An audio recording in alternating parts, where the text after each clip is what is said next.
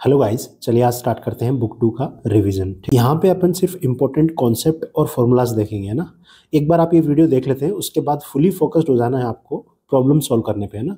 तभी आप क्या कर पाओगे, इसको अप्लाई कर पाओगे, अदरवाइज नहीं कर पाओगे। चलिए स्टार्ट करते हैं chapter number 7 integration formula and important concepts. तो देखो बेसिकली अगर मैं बात करूं इंटीग्रेशन ऑफ एक फंक्शन है small F x D x, तो इंटीग्रेशन को अपन एंटी डेरिवेटिव भी बोलते हैं। ठीक है, जैसे यहाँ पे मैं बात करूं जो इसका आउटपुट आता है, इंटीग्रेशन का जो आउटपुट आता है, अगर उसको अपन डिफ्रेंशिएट करें तो अपने पास में ये मिलता है, और जो रिजल्ट है अपने इसको अगर इंटीग्रेट करें तो वापस से अपने को ये फंक्शन मिल जाएगा बेसिकली, है ना। तो क्या बोल रहा है कि small F x D x को अगर अपन क्या करते हैं इंटीग्रेट करते हैं तो ये अपने को देगा capital F x plus C, where antiderivative of F X small F X is capital F X. Clear है बात। चलिए बेसिक प्रॉपर्टीज ऑफ इंटीग्रेशन अपन देख लेते हैं। फर्स्ट अपना कोई स्केलर अगर मल्टीप्लिकेशन में है किसी फंक्शन के तो और उसका इंटीग्रेशन करना है तो अपन क्या करेंगे, स्केलर को बाहर निकाल सकते हैं और उस फंक्शन को इंटीग्रेट कर सकते हैं। ठीक है, सेकंड जो है वो ये है कि अगर दो फंक्शंस आपस में एडिशन में है या सब्ट्रैक्शन में है तो बेसिकली अपन क्या करेंगे, उनको अलग अलग इंटीग्रेट करके प्लस या माइनस कर सकते हैं।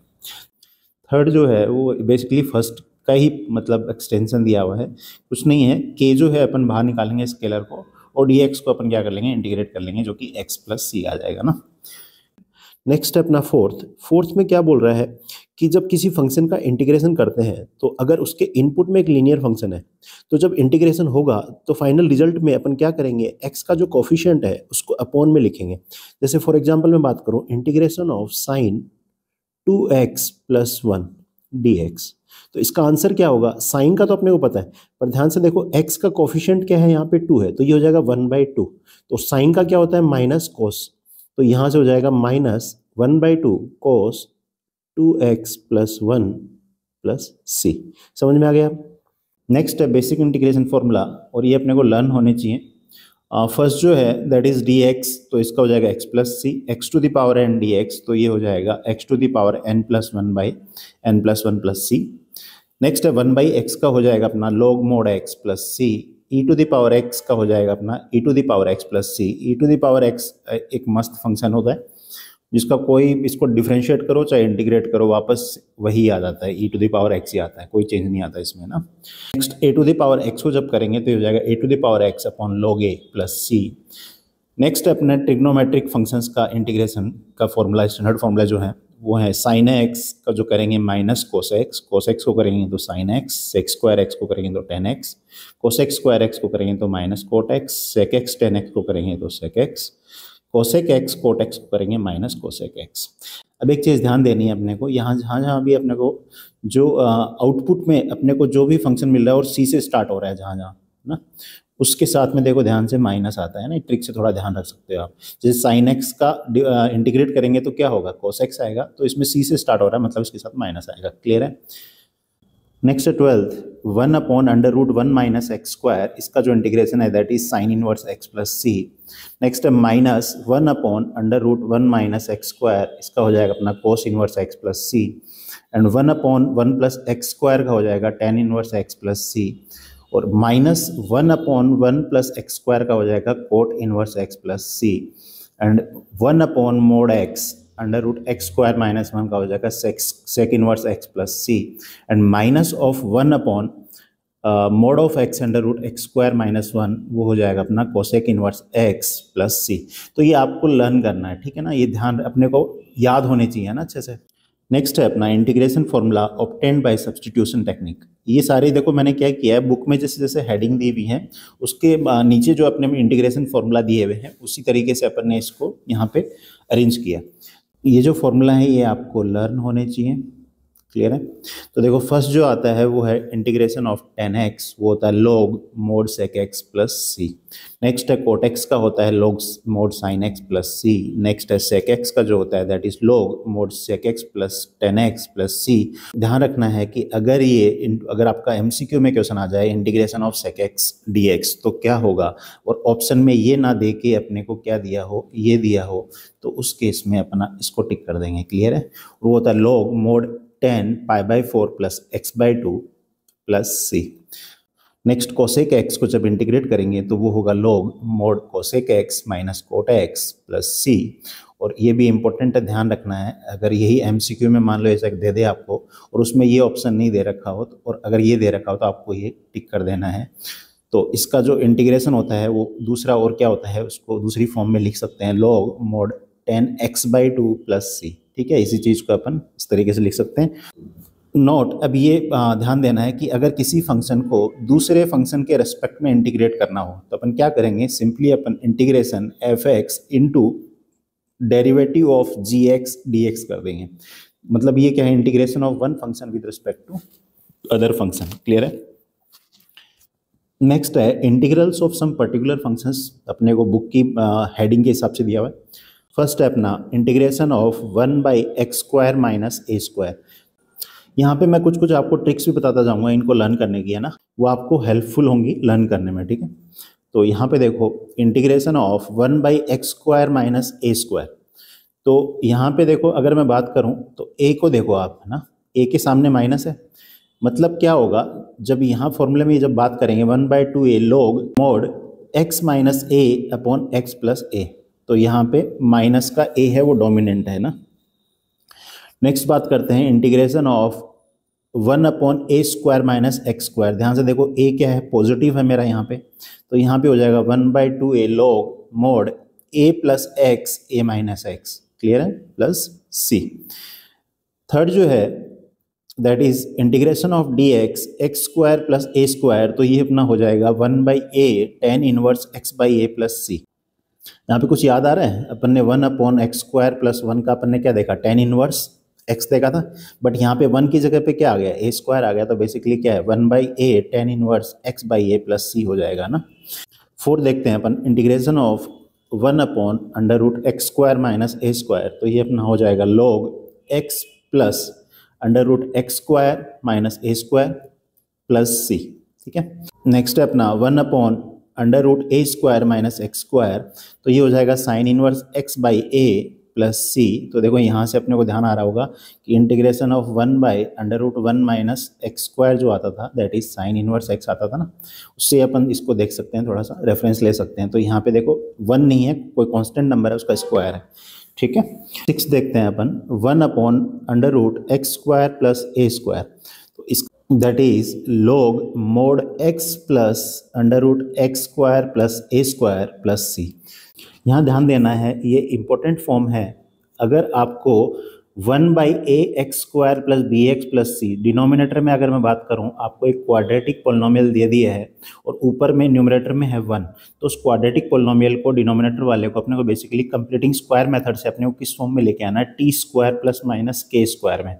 और ये जब आ जाएगा अपने पास में तो अपन फिर कौन सा फॉर्मूला लगा देंगे, या तो प्लस का हो माइनस का होगा तो ये हो जाएगा, या प्लस का होगा तो अपन ये लगा देंगे। क्लियर है। नेक्स्ट देखते हैं अपन that is integration of 1/√ax² plus bx plus c। तो यहाँ पे भी अपने को क्या करना है, अंडर रूट में अपने को क्वाड्रेटिक पोलिनोमियल दिया है, तो अपन क्या करेंगे, कंप्लीटिंग स्क्वायर मेथड से उसको अपन इस फॉर्म में चेंज कर देंगे, t² प्लस माइनस k² ना। तो यहाँ पे t² प्लस माइनस k² अगर ये फॉर्म आ जाती है अपने पास में, तो अपन फिर उसके बाद में कौन से फॉर्मूला लगा लेंगे जो अपन ने यहाँ पे देखा है। अगर प्लस में आ रहा है तब तो अपन ये यूज़ कर लेंगे, अगर माइनस में आ रहा है तो अपन यूज़ कर लेंगे ये वाला। नेक्स्ट अपना इंटीग्रेशन बाय पार्शियल फ्रैक्शन।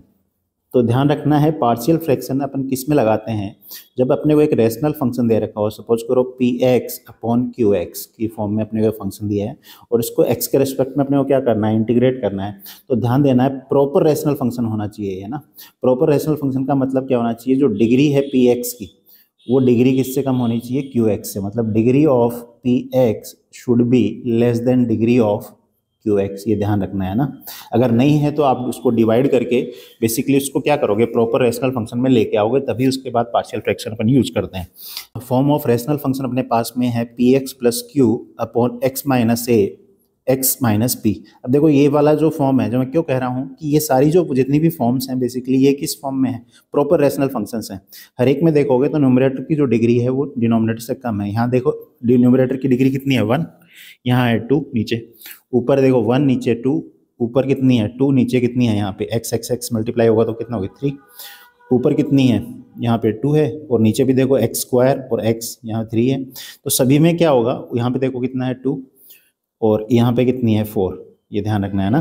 तो ये सारे के सारे क्या हैं, प्रॉपर रेशनल फंक्शन है, इसलिए अपन क्या कर पा रहे हैं यहाँ पे अपन बेसिकली पार्शियल फ्रैक्शन यूज कर पा रहे हैं। ठीक है, यहाँ पे फर्स्ट जो है दैट इज, अगर अपने को जो रेशनल फंक्शन है इस फॉर्म का है अपना p x plus q upon x minus a into x minus b, जहाँ पे a should not be equal to b, तो अपन कौन सा पार्शियल फ्रैक्शन फॉर्म यूज करेंगे, वो यूज करेंगे a by x minus a plus b by x minus b. ठीक है, सेकेंड है p x plus q upon x minus a का होल स्क्वायर। अगर ये फॉर्म है अपने पास रेशनल फंक्शन की, तो अपन उसमें कौन सा फॉर्म को यूज करेंगे पार्शियल फ्रैक्शन का, वो करेंगे a upon x minus a plus b upon x minus a का स्क्वायर। थर्ड जो है अपने पास में रेशनल फंक्शन की फॉर्म जो दी हुई है, अगर वो है p x square plus q x plus r upon x minus a x minus b x minus c, तो इसमें जो यूज करेंगे पार्शियल फ्रैक्शन के जो फॉर्म है वो है a by x minus a, b by x minus b, c by x minus c. Clear है बात। फोर्थ देखें तो इसमें जो रेशनल फंक्शन की जो फॉर्म है वो अगर इस फॉर्म का हो p x square plus q x plus r upon x minus a का whole square x into x minus b, तो अपने को जो यूज़ करनी है पार्शियल फ्रैक्शन की फॉर्म वो यूज़ करनी है a by x minus a plus b by x minus a का square plus c by x minus b. Clear है। अगर अपने को इस फॉर्म का रेशनल फंक्शन मिले तो p x square plus q x plus r upon x minus a का square x square plus b x plus c, जो पार्शियल फ्रैक्शन की फॉर्म यूज करेंगे वो ये है a upon x minus a plus b x plus c upon x square plus b x plus c. अब ध्यान देना है ये जो लास्ट वाला अपन यूज कर रहे हैं इसके अंदर जो x square plus b x plus c है ये फैक्टराइज नहीं होना चाहिए फर्दर। ठीक है, एंड ध्यान रखना है capital A capital B and capital C are real numbers which we will find, वो अपन फाइंड करते हैं। वो क्वेश्चंस मैंने अपन ने जो पीछे सीरीज की है ना 5 मोस्ट इंपॉर्टेंट क्वेश्चन वाली, वो उसमें जाएंगे तो वहाँ पे अपने को इसके क्वेश्चंस मिल जाएंगे। ठीक है, यहाँ पे अपन सारे कॉन्सेप्ट और फॉर्मूला रिवाइज कर रहे हैं। चलिए, इंटीग्रेशन बाय पार्ट्स की बात करें तो अगर कोई फंक्शंस, दो फंक्शंस डिफरेंट टाइप के फंक्शंस अपने को मल्टीप्लिकेशन में दिए हैं तो अपन वहाँ यूज़ करते हैं integration by parts. Integration by parts क्या है, मान लो आपको दो फंक्शन मल्टीप्लिकेशन दिए हैं एफ एक्स और जी एक्स।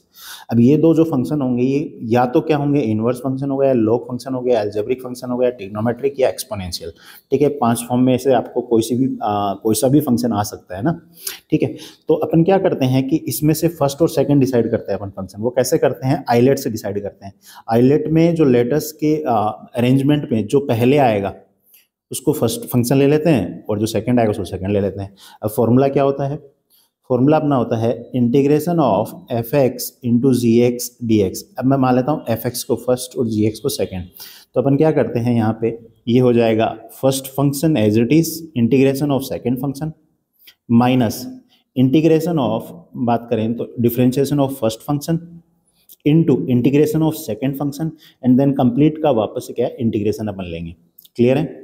अब देखें तो ये वाला जो फॉर्मूला है ये बहुत ही इंपॉर्टेंट है भाई ना, ये रिपीटेडली बार बार पूछा जा रहा है एग्जाम्स के अंदर, तो आपको ध्यान रखना है अगर integration of e to the power x और उसके बाद में उससे मल्टीप्लिकेशन में है एक फंक्शन प्लस उसका डेरिवेटिव, तो उसका जो इंटीग्रेशन होगा वो क्या होगा, that will be equal to e to the power x f x plus c.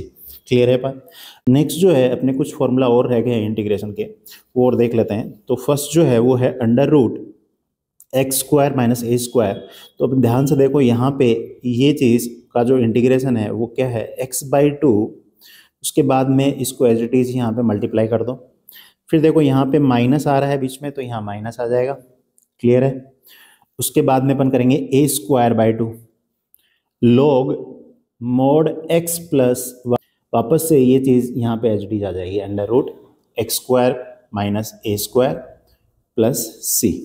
ऐसे ही अगर मैं बात करूं सेकंड में तो वो है अपना under root x² plus a², तो यहाँ पे देखो x/2 तो आएगा इसमें। अब यहाँ पे जो है इसके मल्टीप्लाई में एच डी आ जाएगा, अब इसके बीच में साइन प्लस का है तो यहाँ प्लस आ जाएगा, a²/2 एच डी आ जाएगा log mod x प्लस, अब ये जो फंक्शन है ऐसा कैसा यहाँ आ जाएगा under root x² plus a² plus c. Clear है। थर्ड में बात करें तो यहाँ पे है integration of under root a² minus x²। dx।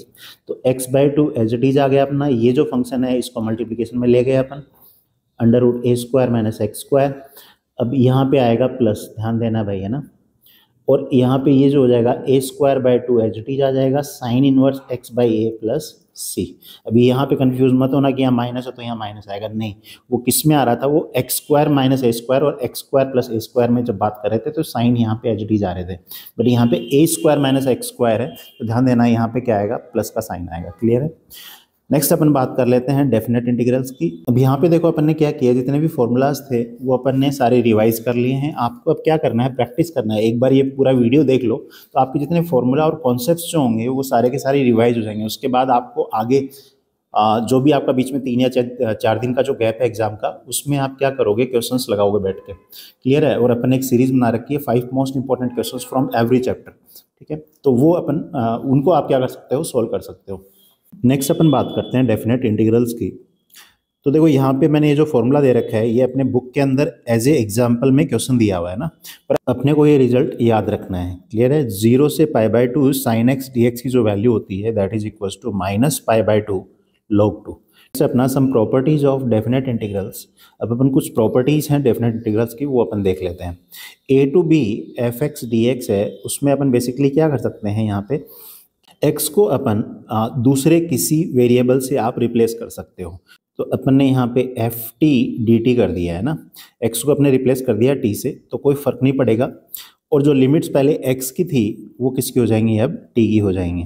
Second जो है वो है a to b f x D x. तो अगर अपन चाहें तो ये जो लिमिट्स हैं इनको रिवर्स ऑर्डर में लिख सकते हैं b to a, but sign जो आ जाएगा यहाँ माइनस आ जाएगा। अब minus b to a f x D x. Next है अपना ए to a f x D x, वो होगा 0। देखो यहाँ पे बेसिकली क्या है, अपना जो डेफिनेट इंटीग्रल है वो एरिया बताता है। अब मुझे बताओ ये एफ एक्स डी एक्स है, ए से स्टार्ट हुआ x और a पे ही खत्म हो गया, तो एरिया क्या हुआ, 0 ही होगा। क्लियर है। थर्ड बात करते हैं अपन a to b f x D x. तो यहाँ से ध्यान रखना है कि फॉर एग्जाम्पल मैं इसके लिए एक एग्जाम्पल ले लेते हैं अपन। मैं बोलता हूँ सपोज करो इस तरीके से एक फंक्शन है, तो यहाँ पे इसको अपन ने क्या किया, मान लो ये a से b अपना फंक्शन है x।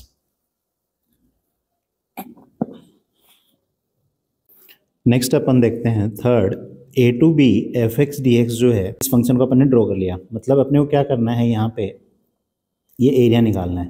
तो मैं ये भी तो कर सकता हूँ कि इसको मैं इस एरिया को 2 पार्ट्स में डिवाइड कर लूँ, यहाँ एक पॉइंट c ले लूँ। अब यहाँ से क्या होगा कि पहले मैं इसका एरिया निकाल लूँ और फिर इसका एरिया निकाल के मैं क्या कर दूँ, दोनों को ऐड कर दूँ। इस प्रॉपर्टी में वही बताया अपने को कि a to b f x D x equals to a to c f x D x, ये एरिया निकाल लिया पहले, plus c to b f x D x, फिर उसके बाद में अपन ने ये एरिया निकाल लिया और दोनों को ऐड कर दिया। अब ये ध्यान देना है कि ए जो है मेरा लेस देन सी है, सी लेस देन बी है। ठीक है। फोर्थ प्रॉपर्टी की बात करें तो फोर्थ प्रॉपर्टी में बोल रहा है a to b f x D x जो होता है वो a to b f x की जगह अपन रिप्लेस कर देते हैं a plus b minus x D x. ठीक है। इस यहीं से अपन ये भी बोल सकते हैं 0 टू a दे रखा है एफ एक्स डी एक्स, तो अपन 0 टू a एफ, अब x की जगह अपन क्या कर देंगे a plus 0 that is a minus x D x. Next है 0 to 2a f x D x, तो इसको अपन लिख सकते हैं 0 to a f x D x plus 0 to a f of 2a minus x D x. Clear है। Next जो property वो है 0 to 2a f x D x, ये इक्वल टू होता है 2 times of 0 to a f x D x. अगर अपना देखो यही वाली यहीं से ही आई है ना, अगर f of 2a minus x मेरा किसके बराबर आ जाए, एफ एक्स के बराबर आ जाए, तो देखो ये वाली चीज़ तो अपन लिख रहे हैं कि ये वाला मैं बोल रहा हूँ कि ये चीज़ मेरी इसके बराबर आ जाए, तो आंसर क्या हो जाएगा 2 times of 0 to a f x D x. Clear है बात। और अगर यही चीज़ अपन बात करें, अगर नेगेटिव एफ एक्स आ जाए, माइनस ऑफ एफ एक्स आ जाए, तो उस केस में दोनों आपस में ऐड होके क्या होगा, 0 हो जाएगा। तो यहाँ पे आंसर 0 हो जाएगा if f of 2a minus x कितना हो जाए मेरा, माइनस ऑफ एफ एक्स के। नेक्स्ट देख लेते हैं minus a to a f x D x जो होता है that is 2 times of 0 to a f x D x. ये कब होगा, अगर एफ एक्स मेरा इवन फंक्शन है। एफ एक्स इवन फंक्शन होने का मतलब उस फंक्शन में मैं एक्स की जगह पे माइनस एक्स रिप्लेस करूँ तो वापस से ओरिजिनल फंक्शन आ जाए, तो उस केस में 2 टाइम्स हो जाएगा। और ये जो है ये मेरा इक्वल्स टू 0 हो जाएगा अगर एफ एक्स मेरा ऑड फंक्शन है, ऑड फंक्शन का मतलब ये है कि एक्स की जगह मैं माइनस एक्स रिप्लेस करूं तो ये इक्वल्स टू आ जाए माइनस ऑफ एफ एक्स के। क्लियर है। नेक्स्ट है अपना chapter number 8 application of integrals. अपने सिलेबस में एरिया अंडर द कर्व है, उसकी बात करेंगे अपन। और जब भी अपन एरिया निकालेंगे तो जो फंक्शन दिया होगा उसका अपन एक रफ डायग्राम बनाएंगे, ठीक है। और जो फंक्शंस होंगे बेसिकली वो जो कॉनिक सेक्शन अपन ने क्लास 11th में जो चैप्टर था वहाँ से ही अपने फंक्शंस बनेंगे, या तो सर्कल होगा या एलिप्स होगा, स्ट्रेट लाइन होगा। क्लियर है। तो अपन बेसिकली उन फंक्शंस को अपने को ड्रॉ करना आना चाहिए। तो अपन क्या करते हैं उसका थोड़ा सा रिवीजन कर लेते हैं ताकि तुम्हारा क्लैरिटी बढ़ जाए। तो फर्स्ट है अपना स्ट्रेट लाइन। स्ट्रेट लाइन की जो इक्वेशन होती है वो a x plus B y plus c equals to 0 होता है अपना, ठीक है। अब अगर लाइन की इक्वेशन y इक्वस टू के एक कॉन्स्टेंट है तो इसका मतलब क्या होगा कि जो लाइन है वो मेरी पैरेलल होगी किसके, एक्स एक्सिस के। ऐसे ही x इक्वस टू के दे रखा हो तो वो जो लाइन होगी मेरी क्या होगी, पैरेलल टू y एक्सिस होगी। क्लियर है। सेकंड देख लेते हैं पैराबोला। पैराबोला में दो टाइप के पैराबोला होते हैं, horizontal parabola and vertical parabola. तो हॉरिजॉन्टल पैराबोला में जिसकी ओपनिंग पॉजिटिव एक्स एक्सिस की तरफ है उसके जो इक्वेशन होती है वो होती है Y square equals to 4ax, या फिर अपन बोल सकते हैं वाई स्क्वायर इक्वस टू के एक्स, क्योंकि ये 4a तो क्या है, कांस्टेंट है। तो यहाँ पे जो फोकस होगा वो होगा a,0, यहाँ पे जो वर्टेक्स होगा वो 0,0। इसी तरीके से अगर अपने को फंक्शन दिया हुआ है Y square equals to -4ax या y square equals to -kx, उस केस में जो पैराबोला बनेगा वो होगा अपना हॉरिजॉन्टल पैराबोला जिसकी ओपनिंग नेगेटिव एक्स एक्सिस की तरफ है, ठीक है। और जो अपना जो उसका फोकस होगा वो होगा -a,0 एंड उसका जो वर्टेक्स होगा वो होगा 0,0, ठीक है। सेकंड अपन देख लेते हैं वर्टिकल पैराबोला। जब दिया हो, जब पॉजिटिव वाई एक्सिस में ओपन होगा तो उसकी जो इक्वेशन होती है वो क्या होती है, x square equals to 4ay और x square equals to ky। यहाँ पे जो फोकस है वो होगा 0,a एंड वर्टेक्स होगा 0,0। इसी तरीके से फंक्शन दिया हुआ है x square equals to -4ax की फॉर्म में या x square equals to -ky, graph बनेगा वो क्या बनेगा, पैराबोला, वर्टिकल पैराबोला, ओपनिंग जिसकी नेगेटिव वाई एक्सिस में होगी और उसका जो फोकस होगा वो क्या होगा 0,-a एंड जो वर्टेक्स होगा उसका 0,0। क्लियर है। नेक्स्ट बात कर लेते हैं एलिप्स की। तो एलिप्स का जो स्टैंडर्ड इक्वेशन होती है वो होती है x square upon a square plus y square upon b square equals to 1। उसका जो फोकस होता है वो होता है c,0 और c क्या है मेरा, ae,0। e जो है मेरा वो क्या है, एसेंट्रिसिटी है। क्लियर है। नेक्स्ट है अपना सर्कल। जो स्टैंडर्ड इक्वेशन होती है वो होती है x माइनस एच का whole square plus y minus k का square equals to r square.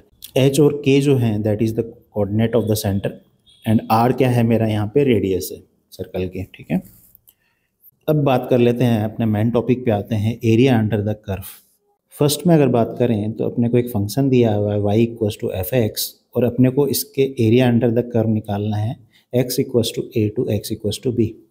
तो अपने बेसिकली ये पूरा एरिया निकालना है। तो अपन क्या करते हैं, एक स्ट्रिप अपन चूज करते हैं अलोंग y एक्सिस, ठीक है, जिसकी लेंथ जो होगी मेरी y होगी और विड्थ कितनी होगी dx होगी, ठीक है। तो इसका एरिया जो होगा वो क्या होगा, x जो है मेरा a से लेके b तक जा रहा है y dx और y की जगह अपन जो फंक्शन दिया है y equals to f x, तो एफ एक्स डी एक्स डाल देंगे तो एरिया क्या हो जाएगा, a से b f x D x. Clear है बात। सेकेंड जो है अपना एक फंक्शन दिया हुआ है अपने को x equals to f y और यहाँ पे अपने को एरिया निकालना है ये वाला, ठीक है। तो अपन क्या करते हैं, एक स्ट्रिप लेते हैं अलोंग एक्स एक्सिस जिसकी लेंथ तो मेरी x हो जाएगी और जिसकी विड्थ है वो क्या हो जाएगी dy।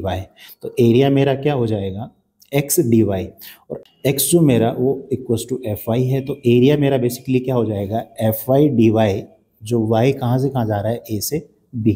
तो एरिया इज इक्वस टू अपना हो जाएगा a से b f y d y. Clear है। थर्ड में बात करें तो अपने को फंक्शन दिया हुआ है और अपने को ये वाला एरिया निकालना है। क्लियर है। तो अपन क्या करेंगे, वही एक स्ट्रिप लेंगे अलोंग नेगेटिव वाई एक्सिस। तो यहाँ पे ध्यान से देखो y मेरा नेगेटिव है और विड्थ इसकी क्या है dx that is positive x। तो जो एरिया होगा यहाँ पे नेगेटिव हो जाएगा। तो इसके केस में क्या करते हैं, जब फाइनली एरिया आता है तो उस केस में अपन क्या ले लेते हैं, मॉडुलस ले लेते हैं। तो यहाँ जो एरिया बनेगा वो a to b f x D x पर जो एरिया आएगा वो नेगेटिव आएगा, उसको अपन क्या कर देते हैं, उसका मॉडुलस ले लेते हैं। क्लियर है? तो यहाँ पे मैंने इसको एग्जाम्पल की हेल्प से समझाया है। Find area of y equals to sine x from x equals to 0 to x equals to 2 pi. अब अगर इसमें आपने रफ डायग्राम नहीं बनाया तो आपका आंसर गलत आएगा। 0 से 2 पाई सीधा साइन एक्स डी एक्स लिखोगे तो यहाँ पे जो अपना आंसर आएगा वो 0 आ जाएगा। To calculate area of this function, we should be able to draw rough graph of this function। अब ये एरिया गलत क्यों आया है तो ध्यान से देखो, जब अपन फंक्शन को ड्रॉ करते हैं साइन एक्स को 0 से 2 पाई के बीच में, तो यहाँ पे ये वाला जो एरिया है ये तो पॉजिटिव आ गया और ये क्या आ गया, नेगेटिव आ गया। अगर आपने पाई से 2 पाई वाला एरिया को मॉडुलस लेके ऐड नहीं किया तो ये नेट नेट जो एरिया हो जाएगा वो 0 हो जाएगा। तो a1 जो अपन निकालते हैं तो वो आता है 2, और जब a2 निकालते हैं तो वो आएगा -2। बट सिंस एरिया क्या है, माइनस नहीं हो सकता, तो उसका मॉडुलस लेंगे और 2 हो जाएगा और इन दोनों को ऐड करेंगे तो आंसर आ जाएगा 4 स्क्वायर यूनिट। क्लियर है बात? तो आपको ध्यान रखना है, जब भी आपको एरिया की क्वेश्चन आए तो सबसे पहले क्या करोगे, रफ डायग्राम बनाओगे उसका, ठीक है, उसके बाद उसको कैलकुलेट करोगे। क्लियर है चीज़? नेक्स्ट है अपना chapter number 9 differential equations. Important formula and concepts अपन इसमें देखेंगे। ठीक है, dy by d x this denotes rate of change of y with respect to x। इसमें y जो होता है अपन बोलते हैं डिपेंडेंट वेरिएबल, और x जो होता है वो होता है इंडिपेंडेंट वेरिएबल। अब डेफिनेशन देख लेते हैं। An equation that involves independent variable, dependent variable and derivatives of dependent variable is called differential equation. मतलब ऐसी इक्वेशन जिसमें क्या हो, मेरा इंडिपेंडेंट वेरिएबल भी हो, डिपेंडेंट वेरिएबल भी हो, और डिपेंडेंट वेरिएबल का डेरिवेटिव भी हो with respect to independent variable. There are 2 important parameters to define a differential equation. पहला जो पैरामीटर है वो है order of differential equation, and second जो है degree of differential equation. Order of differential equation क्या होता है, order of a highest order derivative जो होता है उसी को ही ऑर्डर ऑफ डिफरेंशियल इक्वेशन बोलते हैं। जैसे एग्जांपल के लिए अपन ने ये डिफरेंशियल इक्वेशन ली है, तो इसमें देखो हाईएस्ट ऑर्डर डेरिवेटिव क्या है, वो है d2y upon dx square. Second derivative है तो इसका ऑर्डर कितना हो जाएगा, 2। सेकंड में देखें तो हाईएस्ट ऑर्डर डेरिवेटिव क्या है, 3 है अपना। देखो ये 3 है, ये 1 है, ये 2 है, तो हाईएस्ट ऑर्डर ऑफ डेरिवेटिव जो होता है that is the order of differential equation. तो यहाँ पे है अपना 3। क्लियर है? अपने को सिंपली ये देखना है कि हाईएस्ट ऑर्डर डेरिवेटिव का ऑर्डर क्या है, बेसिकली वही अपना क्या हो जाएगा, ऑर्डर ऑफ डिफरेंशियल इक्वेशन हो जाएगा। क्लियर है? नेक्स्ट अपन बात करते हैं degree of differential equation. It is the highest power of highest order derivative of differential equation after it has been expressed as polynomial of derivatives. यहाँ पे मैं बात करूँ इस डिफरेंशियल इक्वेशन में ऑर्डर क्या है मेरा, तो ऑर्डर ऑफ डिफरेंशियल इक्वेशन वो है 3। अब इसकी जो पावर है वो क्या हो जाएगी, मेरे डिग्री हो जाएगी। बेसिकली इसकी पावर कितनी है, 1 है ना। देखते हैं एग्जाम्पल नंबर 2। यहाँ पे जो अपने को डिफरेंशियल इक्वेशन दी है इसमें ऑर्डर ऑफ डिफरेंशियल इक्वेशन क्या है, that is 3। Highest order derivative क्या है, 3 है यहाँ पे, है ना। ठीक है, अब यहाँ पे बात करेंगे डिग्री की। जब यहाँ पे बात करते हैं डिग्री की तो डिग्री यहाँ डिफाइंड नहीं है। Degree of the differential equation defined क्यों नहीं है, क्योंकि यहाँ पे ध्यान से देखो साइन के इनपुट में dy बाई डी एक्स दिया हुआ है। Here we cannot express this as polynomial of derivatives। Next है एग्जाम्पल नंबर 3। यहाँ पे अपन बताओ order of the differential equation वो कितना है, 3 है। अब यहाँ पे डिग्री देखते ही आप ये नहीं बोल सकते हो कि यहाँ पे डिफाइंड नहीं है। ध्यान से देखो, अगर साइन को मैं उधर लेके चला जाऊँ तो मेरा क्या बन जाएगा, sine inverse x plus y square. अब देखो साइन इनवर्स के इनपुट में कोई डेरिवेटिव नहीं है। यहाँ पे जो डिग्री होगी तो बताओ इसकी पावर क्या है, दैट इज 1, तो डिग्री 1 हो जाएगी। अब आप ऊपर वाले में कंफ्यूज मत होना। यहाँ पे देखो आप, अगर मैं इसको इधर ले जाऊँ और साइन को उधर ले जाऊँ फिर भी क्या होगा, इसके साइन इनवर्स के इनपुट में मेरा क्या आ जाएगा, डेरिवेटिव आ जाएगा। इस वजह से क्या होगा, वहाँ पे डिग्री डिफाइंड नहीं है। बट यहाँ पे जब साइन इनवर्स लेके गए तो इसके इनपुट में कोई डेरिवेटिव नहीं था, एक्स और वाई ही था अपने। ये फर्स्ट ऑर्डर डेरिवेटिव को अपन क्या है, वाई डैश, y1 से बोलते हैं। सेकेंड ऑर्डर डेरिवेटिव को y डबल डैश, y2 भी बोलते हैं। ये 10th ऑर्डर डेरिवेटिव को अपन क्या बोलते हैं, y10। ठीक है, ये तो अपने को पता होना चाहिए। अब बात करते हैं type of differential equation. 2 type की डिफरेंशियल इक्वेशन होती है, एक तो होती है ऑर्डिनरी डिफरेंशियल इक्वेशन और दूसरी होती है पार्शियल डिफरेंशियल इक्वेशन। और ये वाले पार्शियल डिफरेंशियल इक्वेशन अपने सिलेबस में नहीं है ना। तो ऑर्डिनरी डिफरेंशियल इक्वेशंस कौन सी होती हैं, differential equations involving derivative of the dependent variable with respect to only one independent variable. ये जो इक्वेशन है ये ऑर्डिनरी डिफरेंशियल इक्वेशन है, क्योंकि यहाँ डिपेंडेंट वेरिएबल y है और इंडिपेंडेंट वेरिएबल क्या है, x। तो यहाँ जो इक्वेशन है उसमें जो डेरिवेटिव है डिपेंडेंट वेरिएबल का, एक इंडिपेंडेंट वेरिएबल के साथ में दिया हुआ है ना। पर पार्शियल में ऐसा नहीं होता, बहुत सारे होते हैं, जैसे यहाँ x इंडिपेंडेंट है, y के साथ भी इसको कर दिया है ना, u को डिपेंडेंट बना दिया। नेक्स्ट ये सीबीएसई सैम्पल पेपर का क्वेश्चन दिया हुआ है अपने को, ये वीडियो पॉज करना और इसको सॉल्व कर लेना है ना। Solution of A differential equation की अगर अपन बात करें तो दो तरीके के सॉल्यूशंस होते हैं, एक तो होते हैं जनरल सॉल्यूशन और प्रिमिटिव भी बोलते हैं उसको, है ना। प्रिमिटिव का मतलब होता है वेरी सिंपल, ठीक है। तो जनरल सॉल्यूशन में ऐसे सॉल्यूशन होते हैं जिसमें क्या होता है, आर्बिट्री कांस्टेंट इन्वॉल्व रहता है, जैसे ए बी सी। और पर्टिकुलर सॉल्यूशंस की बात करें तो सॉल्यूशंस जिसके अंदर कोई आर्बिट्री कांस्टेंट नहीं होता है। यहाँ पे ऊपर वाली चीज़ को समझाने के लिए कि आर्बिट्री कांस्टेंट क्या है, जैसे यहाँ बोला find value of x and y, तो यहाँ पे जब बात करते हैं तो अपने को एक x plus y equals to A, x minus y equals to b, अपने को इस तरीके से दो इक्वेशंस दी हुई है। तो जब सॉल्व करेंगे तो यहाँ पे x तो आएगा a plus b by two और y जो आएगा a minus b by two. यहाँ पे a और b यहाँ पे क्या हो गए, कांस्टेंट हो गए, आर्बिट्री। तो ये जो सॉल्यूशन है ये बेसिकली जनरल सॉल्यूशन है। क्या है ये, जनरल सॉल्यूशन है। यहीं पे अगर आपने को a और b की वैल्यू दी होती तो अपन क्या करते हैं, जैसे यहाँ पे मैंने बोला कि a 4 है और b 2 है, तो यहाँ पे जब मैं a और b की वैल्यू रख दूंगा तो यहाँ से मेरे को x की वैल्यू 3 आ जाएगी और y की वैल्यू क्या आ जाएगी 1। तो ये एक पर्टिकुलर सॉल्यूशन हो गया अपना, ठीक है। Now let us consider differential equation. एक डिफरेंशियल इक्वेशन दिया हुआ है अपने को यहाँ पे। तो यहाँ पे बेसिकली ये बताया कि सॉल्यूशन होता क्या है डिफरेंशियल इक्वेशन का। तो जैसे सॉल्यूशन क्या होता है, solution of A differential equation will be a function phi x when phi is substituted for the unknown y in the given differential equation, LHS becomes equals to RHS। तो जैसे मैं बात करूं, ये ऊपर जो डिफरेंशियल इक्वेशन दी है इसका जो सॉल्यूशन होगा ना वो होगा y equals to a sine x plus b. क्यों होगा, तो अपन क्या करेंगे, ये y की वैल्यू इसमें सब्सटीट्यूट करेंगे तो अपने पास में क्या हो जाएगा, LHS मेरा RHS के बराबर हो जाएगा। कहने क्या किया, y को दो बार डिफरेंशिएट किया तो अपने पास में जो आया वो आया minus a sine x plus b. तो अपन ने जब ऊपर रखा यहाँ पे इसमें, और y की वैल्यू क्या है, a sine x plus b, तो दोनों आपस में कट होकर लेफ्ट हैंड साइड में कितना हो जाएगा, 0। यहाँ से अपने को पता लगा कि किसी भी डिफरेंशियल इक्वेशन के सॉल्यूशन का मतलब ये होता है कि y की जगह अगर मैं कोई ऐसी वैल्यू डाल दूं जहां से मेरा क्या है, लेफ्ट हैंड मेरी राइट हैंड के बराबर हो जाए, तो वो क्या है, जनरल सॉल्यूशन होता है। अब जैसे मान लो ये जनरल सॉल्यूशन था इसका ना, y equals to a sine x plus b. अपने को अगर ऐसा बोला होता कि a मेरा 3 है और b मेरा पाई बाई 6 है, तो y equals to 3 sine x plus pi by 6 जो हो जाता है ये मेरा क्या हो जाता है, पर्टिकुलर सॉल्यूशन हो जाता है। अभी ये क्या है, ये जनरल सॉल्यूशन है और यहाँ पे जब अपने को वैल्यू दे दी a और b की तो अपने पास में क्या आ जाएगा, पर्टिकुलर सॉल्यूशन आ जाएगा। नेक्स्ट जो है ये पॉइंट इंपॉर्टेंट पॉइंट है, सीधा सीधा MCQs में क्वेश्चंस पूछे जाते हैं इसमें से। तो क्या बोल रहा है, number of arbitrary constant in general solution of differential equation of nth order are n। तो nth ऑर्डर की जो डिफरेंशियल इक्वेशन होगी उसके अंदर कितने आर्बिट्री कांस्टेंट होंगे, n आर्बिट्री कांस्टेंट होंगे। नेक्स्ट इंपॉर्टेंट बात अपने को ध्यान रखनी है, number of arbitrary constant in particular solution of differential equation of nth order वो होते हैं 0। क्योंकि बात देखो यहाँ पे nth ऑर्डर हो चाहे कोई सा भी ऑर्डर हो तो वहाँ पे आर्बिट्री कांस्टेंट 0 होंगे, क्योंकि अपन बात कर रहे हैं पर्टिकुलर सॉल्यूशंस की और पर्टिकुलर सॉल्यूशन के अंदर कोई आर्बिट्री कांस्टेंट नहीं होता है। अब जो अपने सिलेबस में ऑर्डिनरी डिफरेंशियल इक्वेशंस हैं वो अपने पास जो सिलेबस में है वो 3 टाइप की हैं बेसिकली, है ना, जिनको अपन सोल्व करना सीखेंगे। पहला है differential equations with variable separable, second है homogeneous differential equation and third is linear differential equation.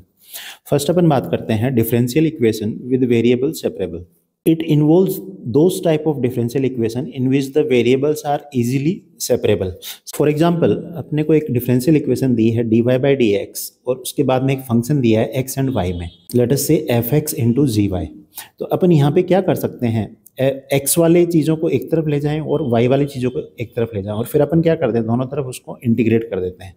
वहाँ से अपना जो आंसर आता है वो अपना क्या हो जाएगा, answer of differential equation with variable separable. Next अपना होमोजीनियस डिफरेंशियल इक्वेशंस। देखो होमोजीनियस डिफरेंशियल इक्वेशंस के सॉल्यूशन किस तरीके से करते हैं वो देखने से पहले अपने को पता होना चाहिए कि होमोजीनियस फंक्शंस क्या होते हैं।